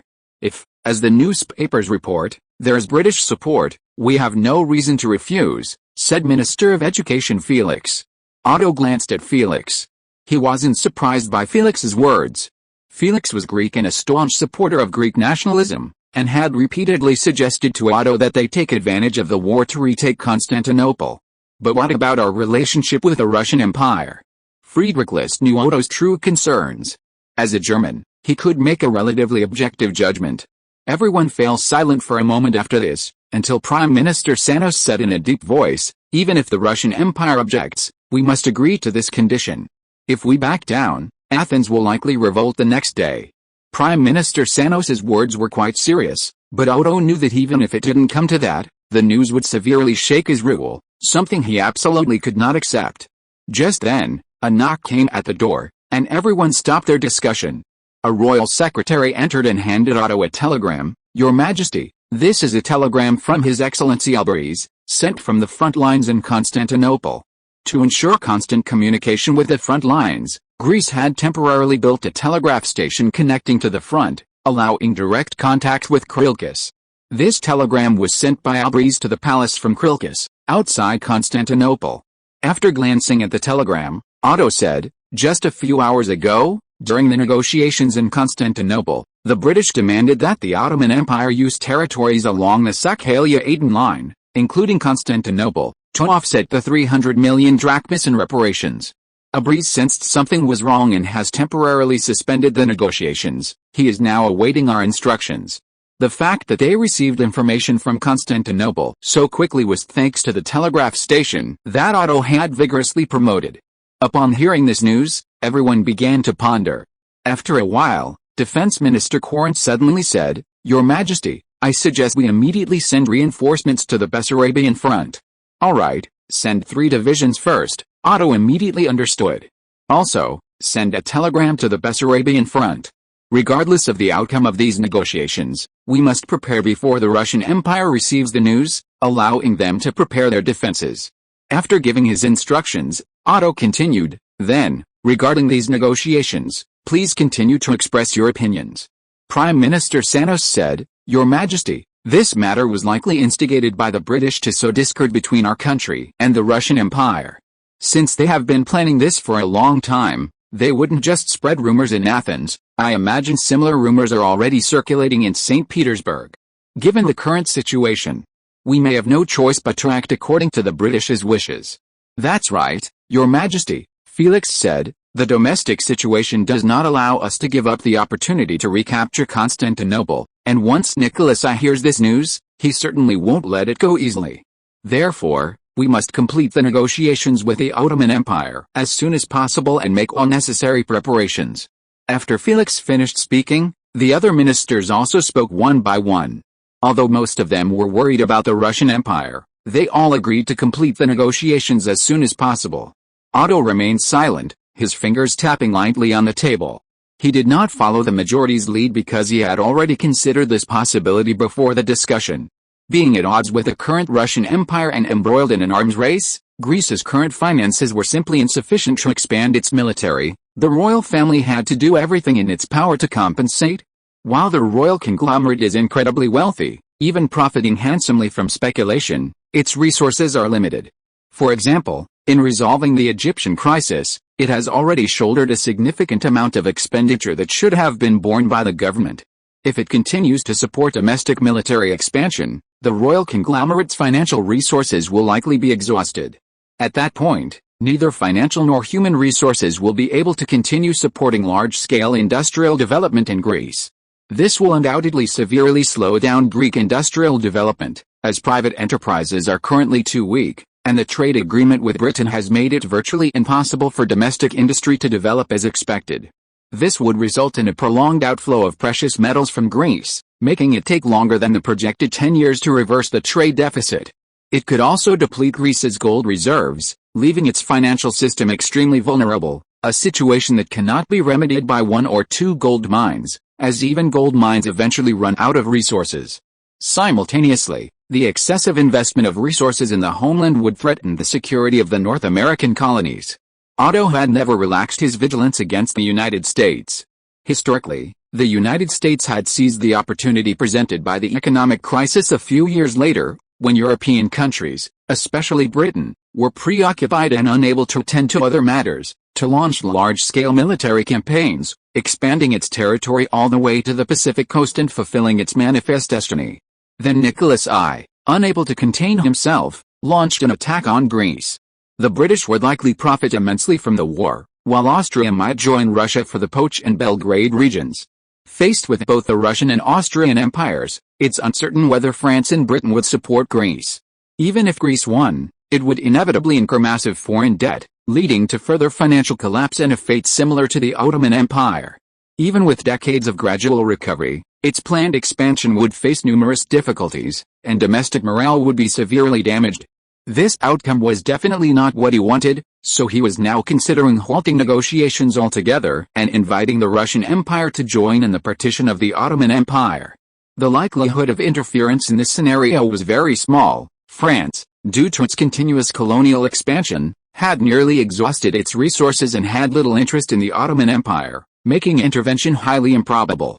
Even if Louis Philippe suddenly went mad and wanted to join Britain in sending troops to help, various factions within France would do everything in their power to prevent it, as France's current economy could not support a prolonged war. As members of the Holy Alliance, Prussia and Austria would not easily engage in armed conflict with the Russian Empire. Britain simply wouldn't have had time to plan, and it was highly unlikely that Britain would choose to fight both Russia and Greece simultaneously on land. The odds of victory were very high. Greece might not even need to intervene in the war and could instead profit handsomely by selling military supplies to Russia. Since these territories of the Ottoman Empire would eventually be ceded to Russia, there was no need for Greece to continue large-scale military interventions. Greece could simply watch as Russia continued its war with the Ottoman Empire. After the Russian Empire destroyed the Ottoman Empire, there would be no need for negotiations. The Russian Empire could gain Constantinople and the Anatolian Peninsula. Greece could even seize the opportunity to acquire the Hejaz region, and Syria, and nominally control the entire Arabian Peninsula. Doing so would certainly greatly offend the British. As for whether the British would retaliate and declare war on Greece, well, given the British's shrewdness, they wouldn't do anything without benefit. Declaring war on Greece directly, would they abandon Egypt's cotton and disregard trade agreements with Greece? If Greece were to engage in proper negotiations with the British, agreeing to continue supplying cotton to Egypt and acknowledging the previously agreed trade agreements, the British would undoubtedly set their sights on Russia. Even if the colonies were attacked, the British would at most occupy a few ports, and the Greek colonial armies were not easily defeated. The British would pay a heavy price, at most losing Greece's North American and Far Eastern colonies, which were not core Greek interests. Once lost, they were lost. The African colonies now had hundreds of thousands of militia, self-sufficient in food and supplies, and ammunition reserves sufficient to sustain them for over a year. With a scorched earth policy and relentless resistance, the British could not afford such a massive price. Of course, most of these territories on the Arabian Peninsula currently have little economic value. If they are to be developed, they need to be thoroughly cleared first, followed by gradual immigration and development. The Royal Consortium is already doing its utmost to help resolve the Egyptian issue. However, Otto can choose based on the actual situation. If the economic situation doesn't allow it, the status quo can be maintained. Greece only needs to nominally rule these regions, ignoring the local tribes for now, allowing them autonomy like the Ottoman Empire, collecting a small amount of tax annually, and then developing other regions according to its original plan. Russia has acquired vast territories, seemingly increasing its power, but the majority of people living in these lands are Ottomans. These Ottomans differed greatly from the Russian Empire in language, culture, beliefs, and lifestyle. Any attempt by the Russian Empire to rule them would inevitably face continuous resistance. According to Russian imperial custom, resistance was met with harsh measures, and if the resistance escalated, the measures would be intensified. However, the Ottomans and other ethnic groups in these areas numbered a staggering 20 million, while the total population of the Russian Empire was only slightly over 70 million. A complete solution to the problem of rule was simply impossible. Furthermore, the Russian Empire could not follow Otto's example and exile all of them to Siberia, as it lacked the necessary financial resources. It is foreseeable that these regions will inevitably descend into prolonged turmoil, much like the Caucasus region currently occupied by Russia. Even if Russia chooses to use massacres as a deterrent, it will only incite more hatred. Regardless of whether Britain will stand by and watch Russia occupy these regions indefinitely, as long as the Russian Empire persists, the constant stream of resistance will continuously deplete its strength, gradually dragging it down. Once the Russian Empire is unable to sustain itself, Greece can seize these territories from the weakened Russian Empire at a minimal cost. After a prolonged period of turmoil, the local population will inevitably be greatly reduced. Apart from a few diehards, most ordinary people will likely be willing to migrate to the safer and wealthier African and American colonies to start a new life.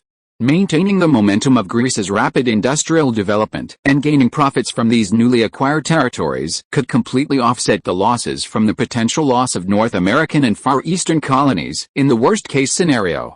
Given Greece's future national strength, it could choose a new direction for expansion based on the actual situation. Comparing the two options, the choice is self-evident. Chapter 218 Raising Bandits for Self-Respect.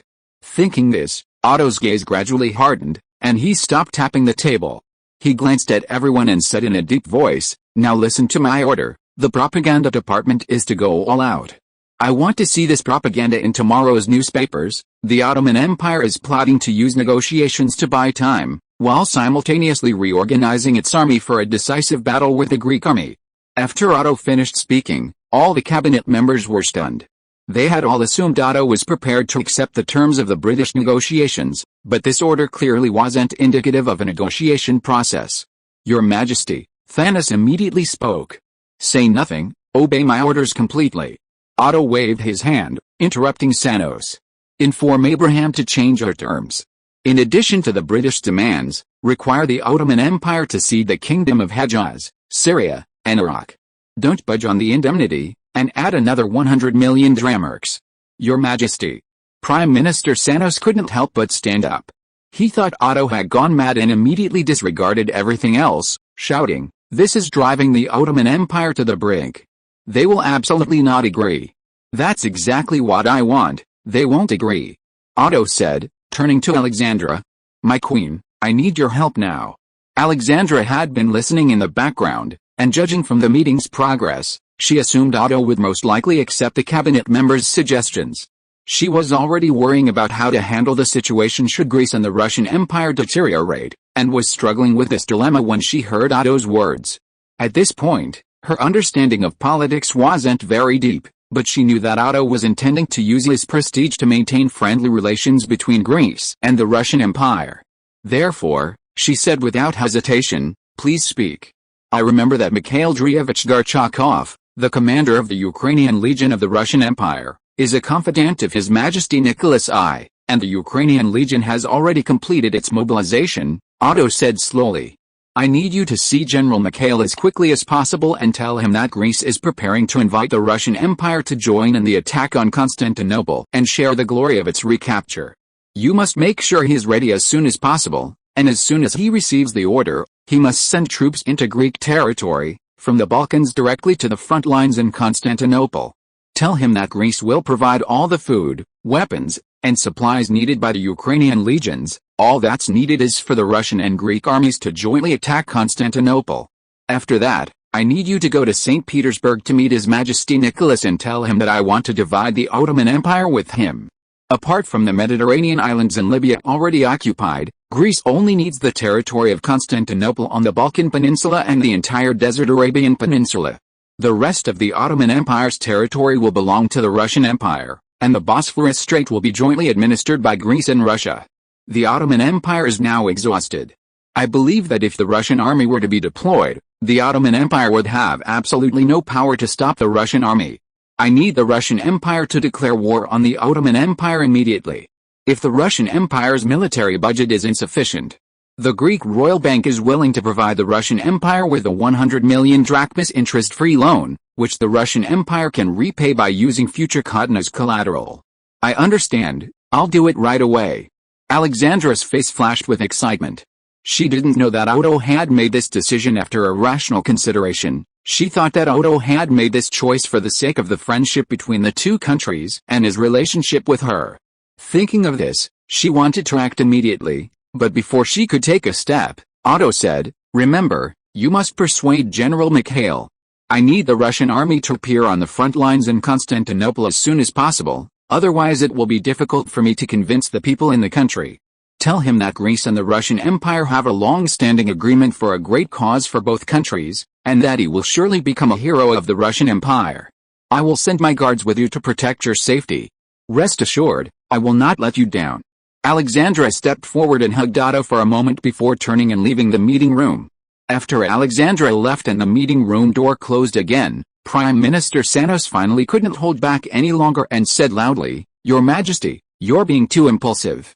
If the Russian Empire gains control of the entire Anatolian Peninsula, then such a vast empire will have no rivals. The Russian Empire's greed for land is limitless, and in the future it will certainly seek further expansion. At that time, Greece may very well become its target." "I understand, of course," Otto said with a smile, "but have you considered whether the 20 million Ottomans on the Anatolian Peninsula would be willing to accept the rule of the Russian Empire?" Felix frowned. Can those Ottomans really hold off the Russian Empire's army? A direct confrontation is obviously out of the question, but the Ottoman Empire's language, culture, and beliefs are fundamentally different from the Russians. The Russian Empire has occupied the Caucasus for so many years, and the guerrillas there continue to resist Russian rule. If the same thing happened in the Anatolian Peninsula, how many people do you think would rebel against Russian rule there? Would the British try every means to support them? Not just the British, but the French, too, worried about the Russian Empire's growing power, and try every means to weaken it. Even Prussia and Austria, members of the Holy Alliance, were worried about the growing ambitions of the Russian Empire. Would they join in, or support the Polish independence movement on their doorstep?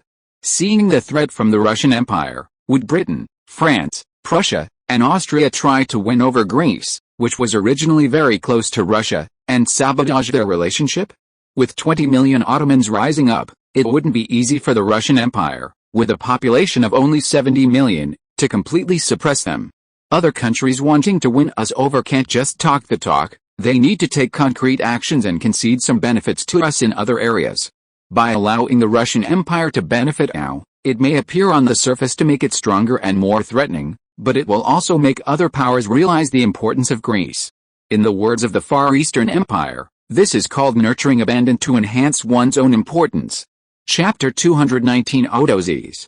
Otto then explained his analysis in detail, including why he did not choose to accept Britain's terms. Once Russia joins the war, all we need to do is storm Constantinople, occupy our own territory, and then we can unilaterally declare an end to the war with the Ottoman Empire. Then it's up to the Russian Empire to react. I think even Nicholas I wouldn't want to see our troops on the land he's already set his sights on, Otto said slowly. By then, whether the Ottoman Empire agrees or not, the land we want will be under our control. As for not fully recapturing Constantinople, that requires the propaganda department to work hard to let the public know that the Ottoman Empire has ulterior motives.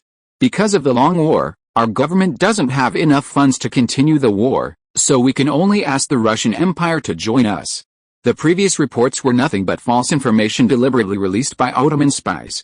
The empire has already obtained key evidence that allows newspaper editors to fabricate short stories about our spies, bravely uncovering the Ottoman spy schemes. These stories need to be vivid and engaging, with dramatic plots to appeal to the masses. Then, after Constantinople falls, we can find a few scapegoats and put them on public trial. That arrangement should solve everything. Watching Otto continuously explain how to divert the public's attention and shift the Greek people's anger towards the Ottoman Empire, they exchanged knowing glances. Their king was truly adept at manipulating public sentiment. Regardless, as a highly autocratic monarch, Otto's will was not to be opposed. After some discussion, the cabinet members finally reached a consensus and prepared to proceed according to Otto's plan. After mentally preparing himself, Prime Minister Sanos expressed his concerns. But how will our country gain international recognition for occupying these territories? International recognition is sometimes important, and sometimes it isn't, Otto said slowly. Once the Russian Empire intervenes, the first thing other powers will think about is how to contain it. We can use withdrawing from the war as a condition for recognition from other countries, and they will most likely agree, perhaps even forcing the Ottoman Empire to sign a treaty. If the Russian Empire then successfully annexes the Ottoman Empire, who will stand up for a country that has already perished? Otto understood the undeniable pragmatism of international relations. In later years, when a UN-designated terrorist organization stormed his country's capital, no nation intervened militarily. Instead, they recognized its legitimacy, established diplomatic relations, and discussed international affairs. Containing a Russian Empire that was expanding into the Mediterranean was troublesome enough. After the fall of the Ottoman Empire, how many countries would be willing to become enemies with Greece for its sake? No country would willingly do something without benefit. So, how should we calculate the trade agreement between our country and Britain? Friedrich Lister asked. Having made up his mind, Otto felt incredibly relaxed. Smiling, he said, let's talk to the British again. Tell Palmerston that the war has dragged on for too long, and His Majesty Nicholas I is impatient. I can't help it. Greece can't afford to offend the Russian Empire right now. But our country has always valued our friendly relations with Britain.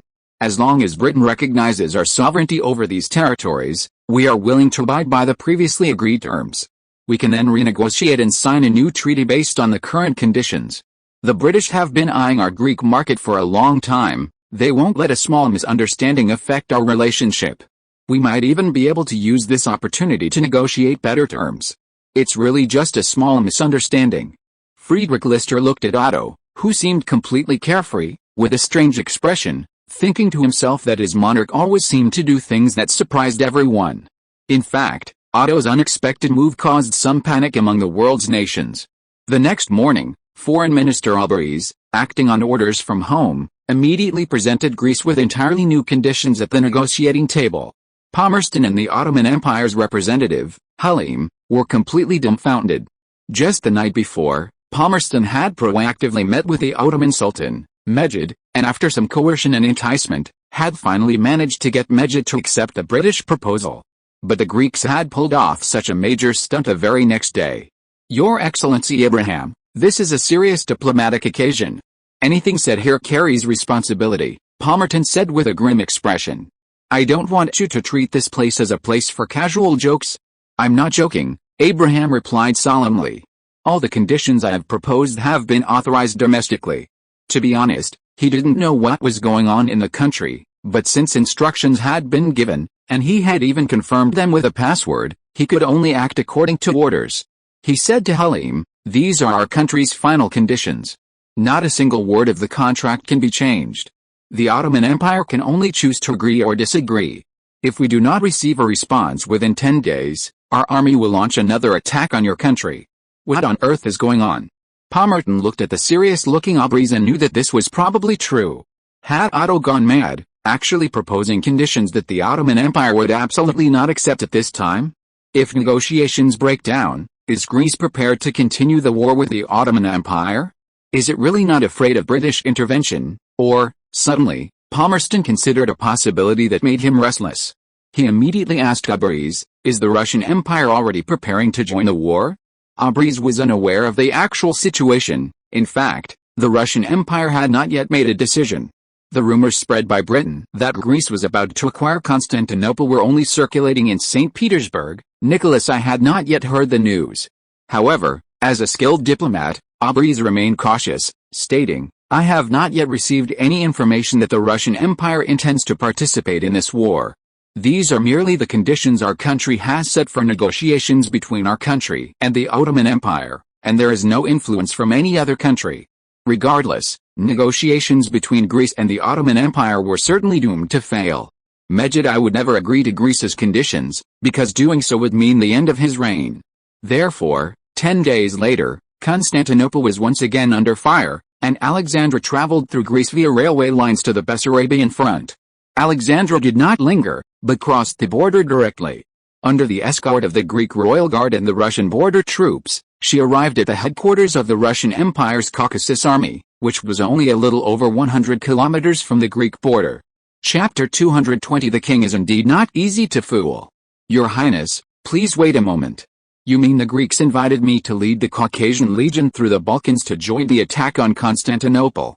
The commander of the Caucasian Legion, Mikhail, looked at Alexandra Nikolaevna with a surprised expression. Are you serious? Of course I'm serious. I've also brought a personal letter from my husband. As soon as your army reaches the Greek border, they will arrange for it to travel by rail directly to the front lines in Constantinople. Furthermore, the logistical supplies needed by the Caucasian Legion can all be provided by Greece. But now, General Mikhail, this is a golden opportunity for the Russian army to retake Constantinople. As long as you lead your army to the front lines in Constantinople and join the Greek army in recapturing Constantinople, you will become a hero of the entire Russian Empire. You won't even need to send many troops, just... I'm sorry, Your Highness, I will not take any action before receiving orders from His Majesty Nicholas I, General Mikhail said solemnly. But, Your Highness, I am a general of the Empire. I was entrusted with command of the army by His Majesty Nicholas, and I must repay His Majesty's trust.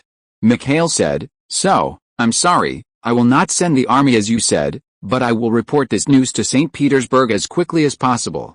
Seeing that she could not persuade Mikhail, Alexandra felt a little discouraged, but she remembered Otto's instructions before her departure, and took out another letter. All right, but I hope you will do everything in your power to deliver this letter to my father as quickly as possible. In addition, I hope you can make your troops ready to set off at any time. To ensure your troops are in top condition, Greece will send a shipment of weapons, equipment, and winter supplies free of charge in 5 days. You can send someone to the border to discuss the handover with the commander there. Finally, I would like you to send a team to St. Petersburg. No problem, it would be my honor. Mikhail readily agreed. I'll arrange it right away. In truth, Otto hadn't intended to persuade Mikhail with Alexandra alone. As a high-ranking military officer, Mikhail certainly understood that rashly participating in a war without orders would be tantamount to the Russian Empire launching an undeclared war against the Ottoman Empire, a blatant act of defiance in Europe. His aim was to use this statement to get Mikhail ready as quickly as possible to participate in the war. Only with Alexandra's personal involvement could Mikhail truly grasp the gravity of the situation. The Russian Empire was vast, and there was no telegraph service domestically. Furthermore, it was the end of the year, and transmitting intelligence in the freezing weather was even more difficult. It was estimated that it would take at least 2 or 3 months for the news to reach St. Petersburg, for Nicholas I to make a decision and issue the order.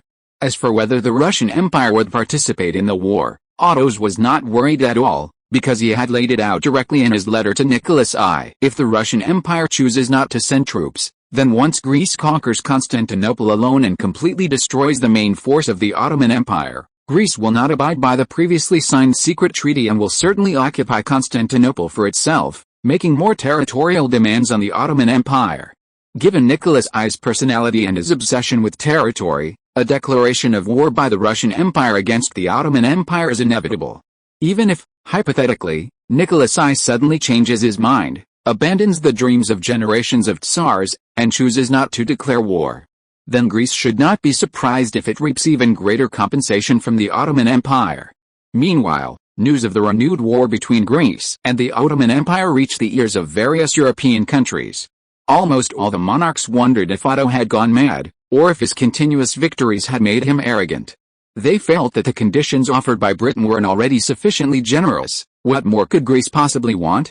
Yet Greece was pushing its luck, and everyone suddenly considered Otto a warmongering maniac like Napoleon. 1845 arrived as expected, and the Greek people were mostly filled with hope for the new year, as the Greek economy had maintained rapid growth over the past year. With railways connecting major Greek cities, goods circulated rapidly throughout the country, and convenient transportation lowered prices for many products. The booming construction across the country created a high demand for labor, making Greece's already limited workforce valuable. Factories had to raise wages to recruit enough workers, which in turn gave workers money to spend, further stimulating production. The price of all this was a continuously increasing deficit and debt for the Greek government. In response, Greece began monetary reform, introducing paper money and using it to redeem gold and silver coins in hopes of balancing the domestic deficit. But Friedrich List soon discovered a serious problem: the Greek government's gold reserves were insufficient. Normally, a government could issue a batch of paper money and then replenish the treasury with the gold and silver coins it redeemed, thus creating a positive cycle to meet potential redemption requests. However, in order to balance the fiscal deficit and repay previous bonds and loans, the government printed too much paper money at once. The central bank's gold reserves were not substantial, leading to a potential threat. If too much paper money were converted into gold in a short period, the government simply wouldn't have enough gold to handle the run on the currency. Therefore, Friedrich Lister set his sights on the royal family. The news of the California gold mines was no longer a secret. He knew the royal family shipped a batch of gold back to the U.S. from California every year, and the royal consortium certainly had sufficient gold reserves. "So you plan to borrow the royal family's gold?" Otto asked. "Yes, Your Majesty," said Friedrich Lister. Because of the eagerness to push forward with monetary reform, the government does not have sufficient gold reserves. If a bank run occurs, it could cause financial turmoil, thereby affecting the economy and causing our monetary reform to be abandoned halfway. He nodded. He was very clear about the state of Greece's finances and knew that carrying out monetary reform under such circumstances would inevitably face enormous risks. The purpose of this monetary reform was simply to increase government revenue, get government finances back on track as quickly as possible, and get rid of the need for constant financial support from the royal family's financial group. It was also to address the turmoil brought about by the trade agreement with Britain. Of course, he had already anticipated the consequences of this action, or rather, he had already prepared for the potential for significant financial losses. Therefore, he said, a short-term loan is probably not enough to completely solve this problem. Although our trade agreement with Britain has been delayed, it will definitely be signed this year. As a result, for the next 10 years, the country's gold will be in a state of continuous outflow. It is estimated that in a year or two, you will be asking the royal family to sell all this gold to the government again. Friedrich Lister did not speak. In fact, this was his original plan. What Otto could think of, he could naturally think of as well. Since Otto became king, Greece's development in recent years has always been supported by the royal family, so cabinet members have long been accustomed to robbing the rich to help the poor of the royal family. They also know that as long as it is genuinely for the development of the country, Otto will most likely not refuse. Unexpectedly, Otto immediately saw through his little scheme, making Friedrich Lister feel extremely uncomfortable. This economically savvy king was indeed not easy to fool. Chapter 221 There's no food left. I don't know when it started, but whenever you encounter financial problems, you all get used to coming to me to solve them, Otto sighed. If you keep going like this, I'm in a difficult position. But Your Majesty, if you don't intervene this time, then the Greek economy. Friedrich Lister became anxious upon hearing Otto's words. If Otto was unwilling to intervene this time, it might not be long before Greece's finances collapsed. Otto waved his hand and said, I know. Actually, Greece's financial problems are partly my fault. I knew this from the very beginning when I spearheaded the formulation of the first 5-year plan. The projects in the 5-year plans I approved were too ambitious. The economy is a cyclical accumulation process, and overly ambitious plans are actually depleting the country's future potential. Therefore, I have been using various means, such as the royal family's financial groups, to inject funds and compensate for this depletion. This is how Greece has managed to survive until now. Your Majesty, we all understand your contributions to this country. Without Your Majesty, Greece probably wouldn't have become what it is today in just 10 years. it would likely still be a small country with a population of just over 1 million and a land area of less than 100,000 square kilometers. Friedrich Lister's words were sincere, and in fact, they reflected the consensus of the entire cabinet. Don't say that. Greece's growing strength benefits me as king, Otto chuckled. What I really want to say is that this is a distorted form of development, akin to forcing growth. Therefore, I hope the cabinet will begin to consider what will happen to the country if the royal family stops this continuous financial support. Your Majesty, Friedrich Lister paused for a moment, then said, but Your Majesty should also understand that if it stops abruptly, Greece might collapse in a very short time. Of course, I'm not saying we should immediately stop this support, but rather that everyone should be mentally prepared, Otto said. I plan to invest more resources in Africa and North America in the future, so the financial support for the government will inevitably decrease. As the Minister of Finance, your thinking is crucial, so you must change your mindset as soon as possible. I understand, Your Majesty. Friedrich Lister felt heavy-hearted, but he knew that since Otto had discussed this matter with him, it meant that Otto had made up his mind. Seeing Friedrich Lister's expression, Otto smiled and said, don't be in such a hurry. I know this is a crucial moment for the Greek economy, so before that, I must give you my final support, and this support must be substantial. Here's what we'll do. The Royal Bank of Greece has 180 tons of gold in its reserve vault in Athens. Arrange for someone to transport it back. Then, based on the current exchange rate, don't worry about the odd change. Have the National Bank of Greece issue me a deposit certificate for 330 million drachmas. If I need to withdraw these funds, they will notify me in advance. Upon hearing 180 tons of gold, Friedrich Lister couldn't help but gasp, his only thought being how incredibly wealthy the royal family truly was. He then began to calculate that with so much gold, even conservatively speaking, he could print 1 billion drachmas in banknotes, equivalent to more than a year's worth of British revenue. Of course, this money couldn't be released all at once, otherwise, an excess of currency in the market would cause inflation, leading to an economic crisis in Greece. That would be ridiculous. Governments must consider domestic economic and commodity production data when issuing currency, but with this gold, they had sufficient confidence.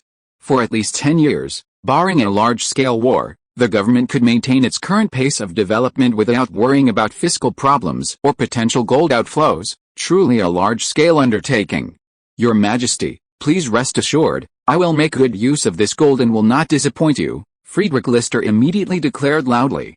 All right, I've already put in all my savings. If you ask me for more, I'll have to sell everything I own. If anything goes wrong, you can't handle it all by yourself, understand? Otto's tone became increasingly serious as he spoke. Your Majesty, please rest assured, I will keep a close eye on it, Friedrich Lister quickly assured, thinking of the previous Minister of Finance and many other officials in the Ministry of Finance. All right, you can go now, Otto said. Yes, Your Majesty, Friedrich bowed and turned to leave. After the other party left, Otto's expression turned serious. This gold wouldn't completely deplete his coffers, at least there were still 12 tons of gold and a large quantity of jewelry in the palace's underground vault, and gold from all over the world was continuously being shipped back home. However, giving away so much at once was enough to make him wince for a long time, because what he did was practically giving away this gold at a loss. But he couldn't do nothing, because he knew that Greece's finances were truly in grave danger at this moment. Although rapid economic development and increasingly stringent government tax reforms have resolved many tax evasion issues, leading to a record 460 million drachmas in revenue for Greece last year, the country's debt has ballooned to 870 million drachmas due to the substantial costs of the war. While the war is likely to end this year, Greece's construction projects will continue, and annual spending will not decrease, but may even increase. Without monetary reforms, the debt is likely to continue growing, and once it reaches a certain level, even the annual interest payments will become a major headache for the government. Of course, if the monetary reform proceeds smoothly, the government can balance a portion of its spending annually by printing money. Combined with increased fiscal revenue from economic growth, the debt can be gradually repaid over the next 5 to 8 years. This effectively reduces the burden on the Greek government while giving it the confidence to invest more funds in the next 5-year plan. Otto's statement that he would not continue to provide financial support to the government as before was also a well-considered decision. While the royal family's financial group has indeed been making a fortune in recent years, A large portion of its income actually comes from Otto's speculation in stock markets around the world, leveraging his memory. For example, previous speculations in American real estate and British railways yielded far greater profits than legitimate industrial investments.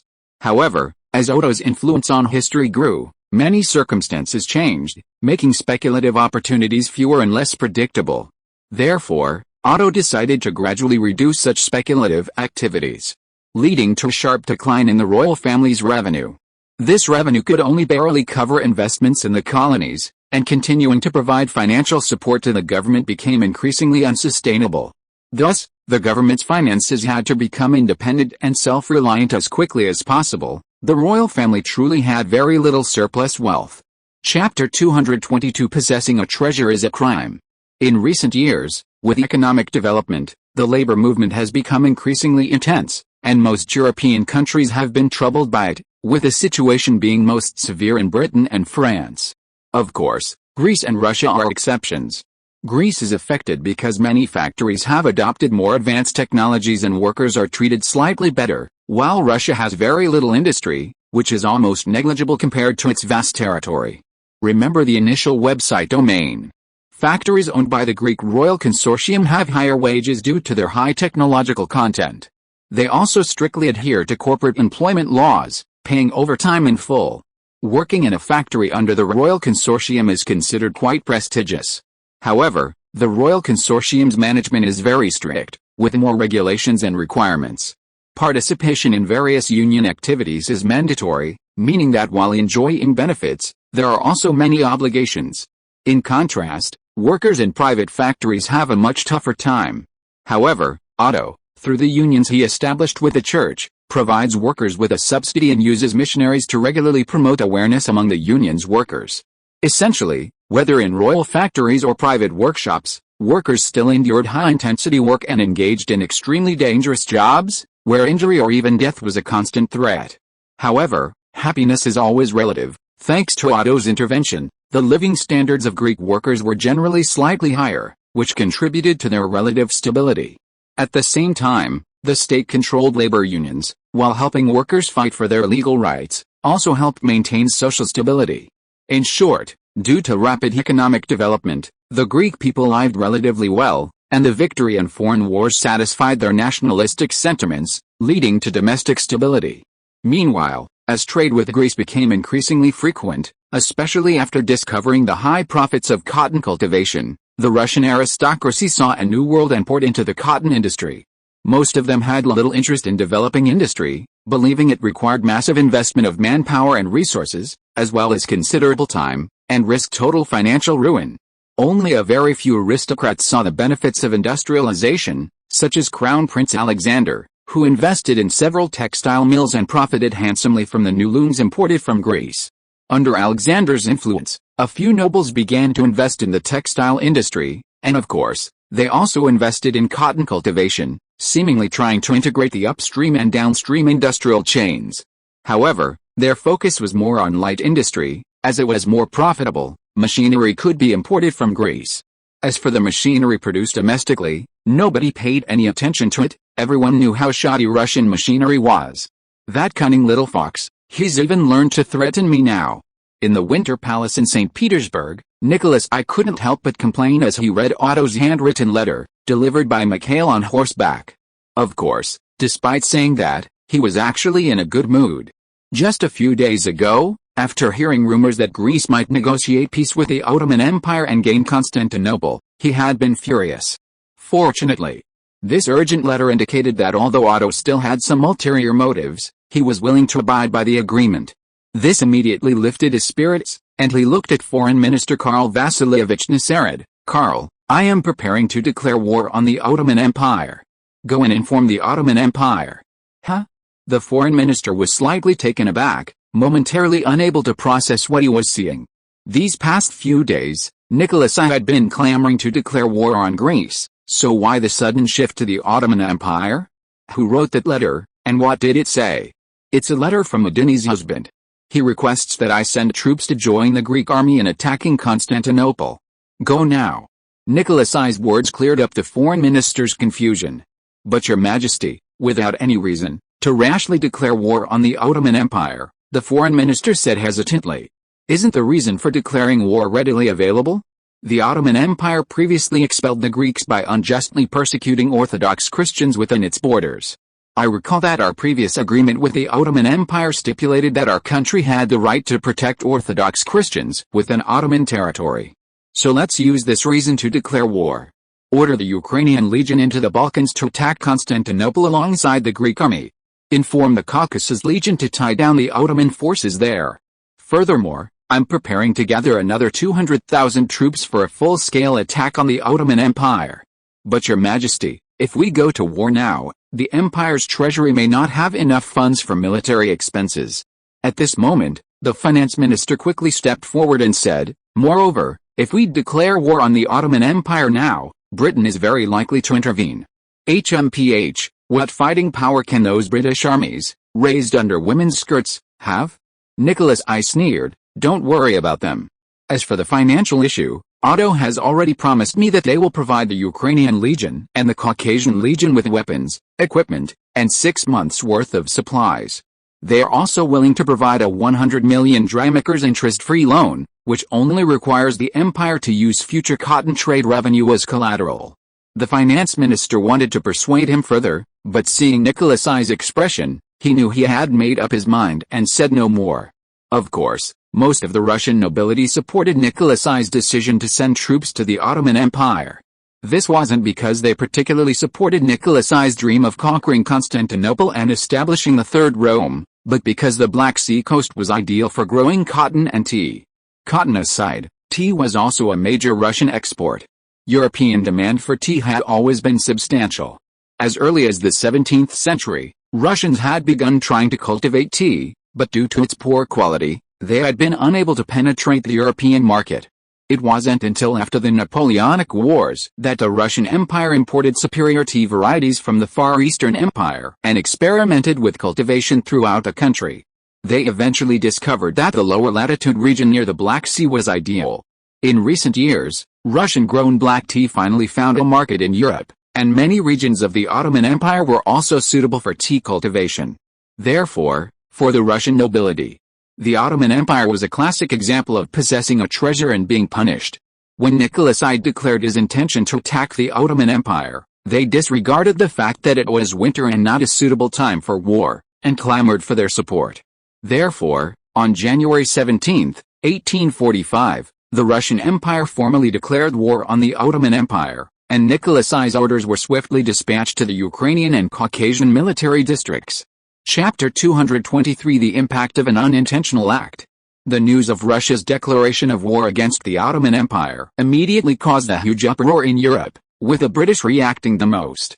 The British had already speculated that Greece's sudden change of attitude was due to Russia's impending entry into the war, and this speculation was now completely confirmed. At this time, British Prime Minister Robert Peel was troubled by the domestic labour movement. The Chartist movement was becoming increasingly intense, and factory owners were firmly stating that they would not compromise. Historically, the charter movement in Britain was relatively moderate. However, influenced by Greece, British workers watched as workers in Greece, a country considered relatively unremarkable, enjoyed the various benefits of the Enterprise Act. Looking at themselves in comparison, their sense of imbalance intensified. Furthermore, many of the articles written by Otto, deemed too radical for publication in Greece, were sent to Britain at Otto's expense, with the intention of causing trouble for the British Empire through various forms of propaganda and incitement. Thus, the British labour movement at this time was far more intense than in history, and Uncle Ma earned a considerable sum of money from his writings. After news of the Russian Empire's declaration of war against the Ottoman Empire reached Britain, Robert Peel convened his cabinet for the first time to discuss the matter. Some clamored for war against both Greece and the Russian Empire, but this was quickly quelled by more rational individuals. Ultimately, Britain decided to expedite the delivery of equipment and supplies ordered by the Ottoman Empire, which had been delayed for some time, and simultaneously began discussing trade sanctions against Greece and the Russian Empire. Following this, Robert Peel also attempted to rally other countries to join forces against the Russian Empire. Unfortunately, France was struggling to digest its newly expanded colonies, and its poor economic situation, coupled with the enormous financial burden of military campaigns in recent years, left King Louis-Philippe troubled by the escalating labor movement within the country. Paris was a revolutionary heartland, and French workers were treated worse than their British counterparts. The French labor movement was no less intense than its British counterpart, and the resulting turmoil made Louis-Philippe fear he might lose his throne. Naturally, he was unwilling to risk war with the Russian Empire. At this time, Russia's reputation as the European military police was still very strong, and he dared not provoke the Russian Empire. France also had few interests in the Ottoman Empire, so there was no need to antagonize Russia over it. Britain knew it couldn't fight the war alone, so it could only secretly provide some support to the Ottoman Empire. Therefore, Robert Peel could only send Palmerston, who had failed to win over France, to Austria to see if he could persuade Austria to send troops to support the Ottoman Empire. At this point, Robert Peel couldn't help but complain inwardly about Prince Albert's reckless advice. He had initially thought Prince Albert's idea was excellent, a brilliant plan that could kill several birds with one stone. In fact, according to prevailing political beliefs in Europe at the time, everyone believed that allowing the Russian Empire into the Mediterranean would lead to uncontrollable chaos. Therefore, no country would want to see the Russian Empire annex the Ottoman Empire, especially since Greece was a neighbor of the Russian Empire. But who knew that King Otto of Greece was such an unconventional figure? Several major powers believed that Otto was likely afraid of retaliation from the Russian Empire, which was why he dragged it into the war. In Otto's mind, the most dangerous thing was for the Russian Empire to consolidate its existing territories, completely ignoring the conflicts in Europe, carrying out internal reforms, developing its economy, and not rushing to invade other countries. With the size of the Russian Empire, its large population, and abundant resources, as long as it completed internal reforms and focused on development for 30 years, it could then bypass Afghanistan, enter India through Iran, and take India from British hands, dividing and ruling India. Then, before the advent of the internal combustion engine era, Russia seized Iraq and further controlled the Arabian Peninsula. Through strategic maneuvering, it spent 30 years completely controlling Iran, Iraq, and the Arabian Peninsula, gradually eroding the Ottoman Empire. By the time of World War I, no country could rival Russia. Of course, all of the above is based on Otto's own rule over Russia. Now, as King of Greece, he wouldn't kindly offer such advice to the Russian Empire. At this moment, Otto is astonished by the impact he has unintentionally had in India. The Indian merchants who had previously come to Athens to purchase weapons and equipment actually came from the Sikkim Empire. At this time, although Britain controlled most of the region, and the states across India were largely subjugated, the Sikkim Empire was an exception. Or rather, the Sikkim Empire, with its remnants of some backbone, stood out starkly against a backdrop of a generally weak India. Britain had long desired a complete solution to the Sikkim Empire, but due to the Afghan War of the previous 2 years and the entanglement of French expansion, Britain postponed its plan for total conquest. This Indian merchant, ostensibly engaged in the luxury goods trade in India, actually sold weapons continuously to the Sikkim Empire and other Indian states. To facilitate trade, he even spent heavily to bribe the Governor-General of India, making his business even more successful. The Sikkim Empire was his largest customer. If Otto hadn't been keeping a close eye on their trading partners, he wouldn't have known they'd done something so significant. After learning of this, Otto specifically instructed the weapons factory to loosen some restrictions on the sale of field artillery. Of course, to avoid trouble from the British, he made many preparations, establishing a dedicated weapons factory for external supply, frequently changing delivery locations, often placing them in colonial ports in Africa to distance Greece from their operations. At the royal palace in Athens, Otto stretched after reviewing the report. Although he had set up a royal secretariat to assist him, its professionalism was far inferior to modern systems. Professional institutions like modern think tanks were completely foreign to him. He only knew they existed and what they did, but had no idea about their structure or the type of personnel they needed. Therefore, he could only make adjustments and reforms little by little based on his own needs and the operations of the secretariat. He stood up, stretched, and walked to the window, looking at the scenery outside. He unconsciously thought about his recent research report. About 6 months ago, a report on developing a military observation hot air balloon appeared on Otto's desk, and he specifically looked into the relevant information. This wasn't exactly new to Europe at the moment. The French had invented the first hot air balloon as early as 1783. The Montgolfier brothers, the inventors, used smelly leather boots as fuel and coated canvas with pulp to create the balloon. After seeing this invention, the French army invested in improvements, but even now, the hot air balloon remains largely impractical. It is extremely susceptible to weather conditions. A mere breeze can cause it to vibrate violently and even spin, not to mention rain or snow. Therefore, after the Napoleonic Wars, no one paid much attention to it anymore. The military only learned of it by chance during discussions with French instructors. Later, the military felt it had potential and submitted a report, which, after several twists and turns, reached Otto. Otto, of course, knew how much a commander could benefit from having a grasp of the battlefield situation. The more intelligence a side possessed, the easier it was to gain the upper hand.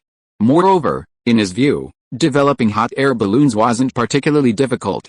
Especially now that Greece had mastered technologies like vulcanized rubber, the key to fully developing the technology was simply conducting more experiments. Therefore, he decisively approved the research plan and placed it in the research institute, allowing the researchers there to conduct experiments and offering suggestions on improving its safety, such as using a multi-airbag design. He also made suggestions on the use of hot air balloons, suggesting they could be used not only for observation but also for dropping bombs from high altitudes. If you are listening to this novel on a channel other than Fanfic World, it means it was downloaded and re-uploaded without effort. We warmly invite you to visit our channel, Fanfic World. There you will find the original version of this story and many other novels of various genres. We look forward to seeing you dive into a world of incredible novels. Chapter 224 Cheers. 1845, Mikhail, having received orders from Nicholas I, finally arrived at the gates of Constantinople with his Caucasian army. He had initially thought that entering Greek territory would require a much longer march, but the railway transport used by Greece amazed him. Winter marches were usually extremely arduous, but the journey that would have taken so long was now completed in just over a day, saving the Russian soldiers a great deal of energy. They were particularly pleased with the various supplies provided by Greece, which they considered a luxury. Mikhail, however, keenly recognized the profound changes that railways would bring to warfare. Initially, he wasn't very supportive of Nicholas I's plan to spend heavily on railway construction, believing that the money would be better spent on upgrading the army's equipment. But now, seeing the ease with which railways facilitated troop and supply movements, Mikhail felt compelled to support Nicholas I's plan to build railways within the Russian Empire. After all, the Russian Empire was vast, and troop movement had always been a challenge. Mikhail had initially believed that Greece's alliance with Russia in the attack on the Ottoman Empire stemmed from Greece's exhaustion and a desire to leverage Russian strength to conquer Constantinople. After he led the Russian and Greek armies to join forces, he learned from the Greek commander, Krylas, that the Greeks had already breached the outer walls of Constantinople. With a more aggressive offensive, taking it over was only a matter of time. In fact, for the past 3 months, the weather had been unsuitable for siege warfare, but Krylas had not ceased his daily bombardment of Constantinople. At this time, the Greeks had concentrated over 60 siege cannons and over 300 heavy artillery pieces, not to mention the numerous other medium and small cannons.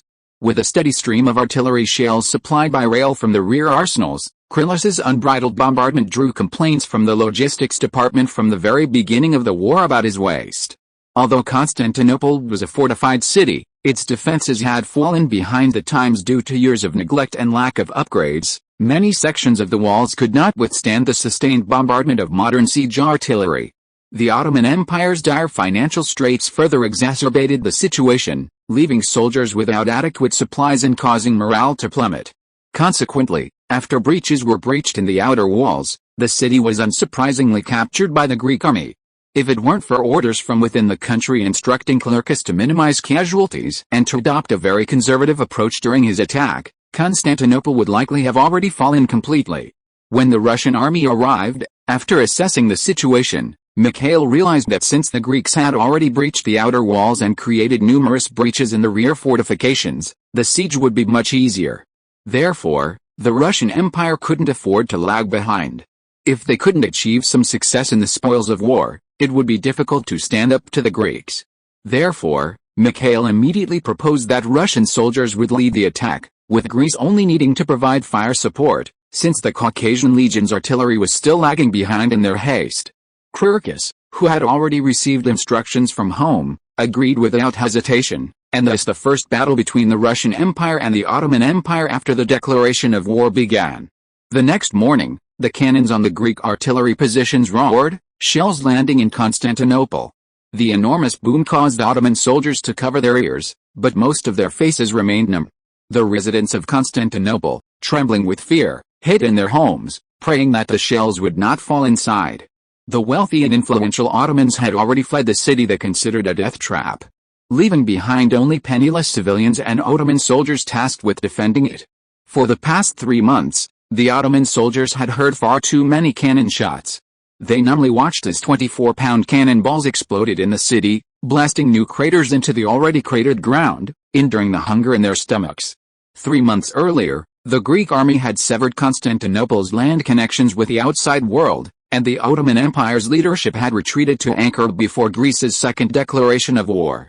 Ankara served as their temporary capital as they continued fighting Greece. Currently, Constantinople's supplies were entirely transported by sea from British merchant ships. Unwilling to completely offend the British, Greek warships did not intercept British merchant ships, allowing British merchants to profit immensely. However, as the Ottoman Empire's finances dwindled, supplies to Constantinople dwindled, and now even feeding the soldiers half full became difficult.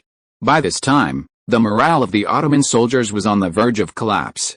Therefore, when the shelling ended and they saw the Russian soldiers charging forward shouting hurrah, several soldiers immediately turned to flee, only to be executed by the military police. The Ottoman Empire and the Russian Empire had been adversaries for nearly 2 centuries, especially in recent decades. With the Ottoman Empire's continuous decline and repeated defeats in wars with Russia, the Ottomans harbored both hatred and fear towards Russia. The presence of the Russian army on the battlefield was devastating for these Ottoman soldiers. They lost an important fortress in broad daylight. At dinner, Crocus specifically invited Mikhail to discuss the upcoming attack plan. "Congratulations, General Mikhail. The Russian army is truly elite. They achieved excellent results on their first offensive," Crocus complimented with a smile. "You flatter me," Mikhail replied with a smile. "We also owe a great deal to the Greek army's continuous attacks. The morale of the Ottoman army is now at its lowest point, and it will likely collapse completely soon." As an experienced general, Mikhail did not blindly attribute the daytime victory to himself. Through careful observation during the day, he had confirmed the true situation of the Ottoman defenders.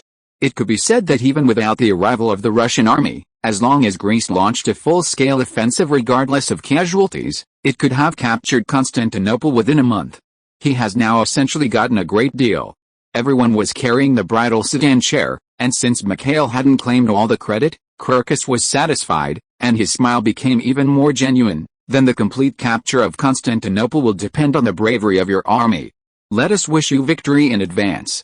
Crocus raised his glass, to victory, to the friendship between Greece and the Russian Empire. May the friendship between Greece and the Russian Empire last forever.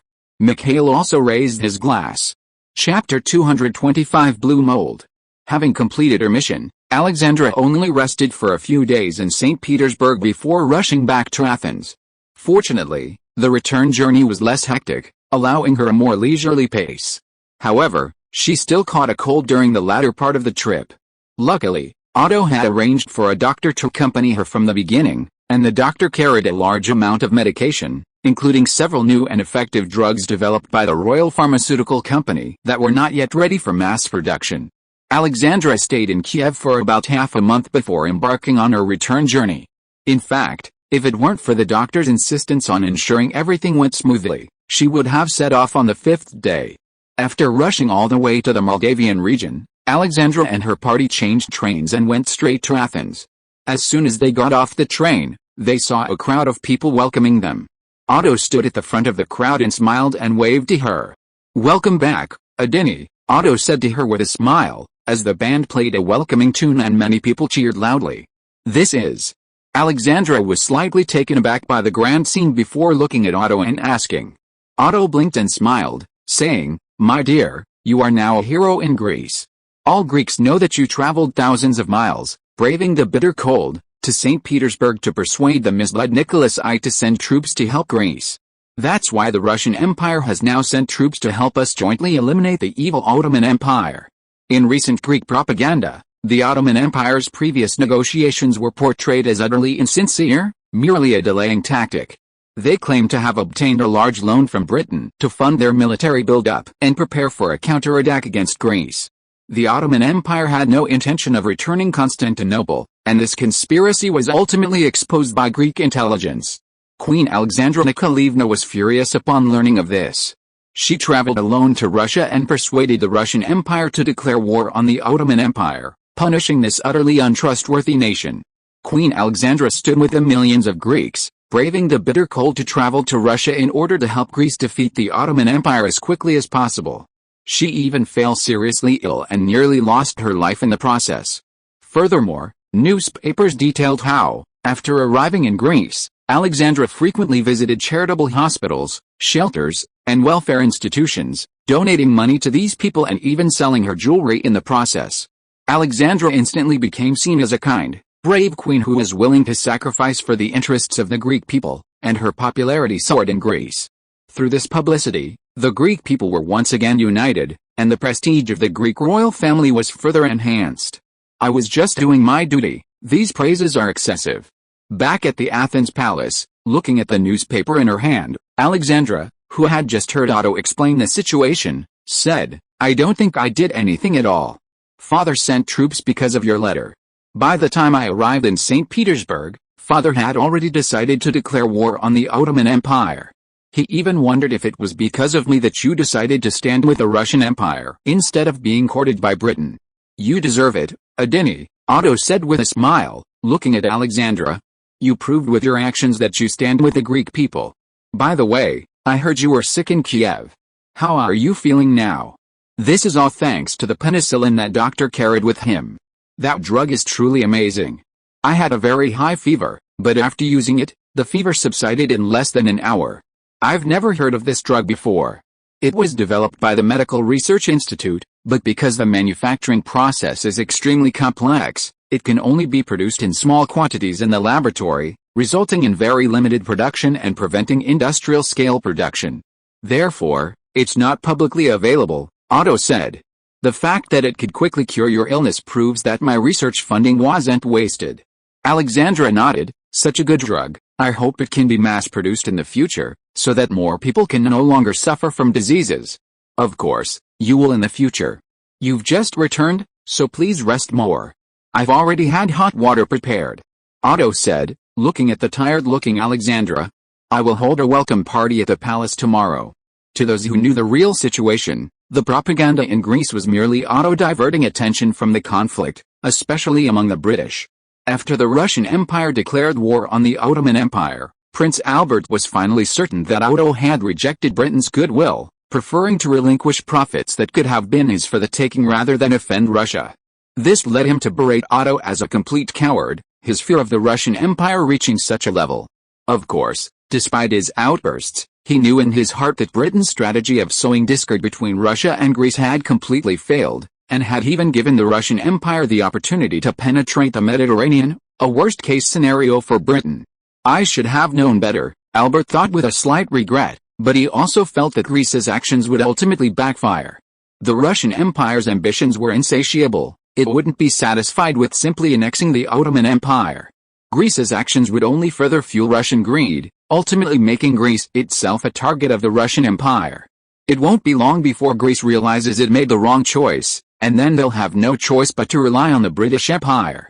For now, all they need to do is wait patiently. Prince Albert's idea was almost a consensus among European politicians at the time. After annexing the Ottoman Empire, the threat posed by the Russian Empire would greatly increase. Prince Metternich, the Prime Minister of Austria, thought the same way. After annexing the Ottoman Empire, Russia's next target would likely be the Balkans or Central Europe. Greece's actions had unleashed a terrifying beast. However, even so, he decisively rejected Palmerston's proposal to declare war on the Russian Empire and prevent it from annexing the Ottoman Empire. In the several anti-French wars following the French Revolution, the Austrian Empire repeatedly played a leading role, suffering enormous losses. However, the ones who ultimately benefited the most were the British, who constantly fanned the flames from behind the scenes. Once war broke out, the British could remain neutral thanks to their navy, while Austria, located right next to the Russian Empire, was something the Austrian Empire truly did not want to experience again. If the British were truly sincere, they should have declared war on the Russian Empire first and sent a sufficient number of troops, otherwise, Austria would absolutely not have engaged. After seeing Palmerston off, Metternich knew his son would next head to Prussia. He considered the current King William IV of Prussia a very cautious man and unlikely to dare to be the first to act.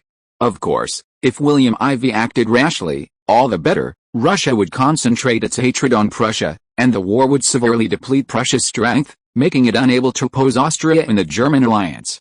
In addition, Metternich also intended to court France. Only with French support, along with the Austrian Empire, could he possibly resist the Russian Empire. As for Greece, he was still somewhat uncertain whether Otto was truly determined to become a vassal of the Russian Empire. If that were the case, it would be terrible, because then the Austrian Empire would be semi-encircled by the Greek and Russian empires. With this in mind, Metternich felt that the Austrian Empire must find a way to confirm Greece's attitude and absolutely could not allow such a thing to happen. End of this chapter. Thank you so much for reading until the end. Don't forget to give it a like. Looking for more exclusive content and immediate access? Subscribe to our Patreon. Remember, every like, subscription or donation encourages us to continue. Thank you all. See you in the next video.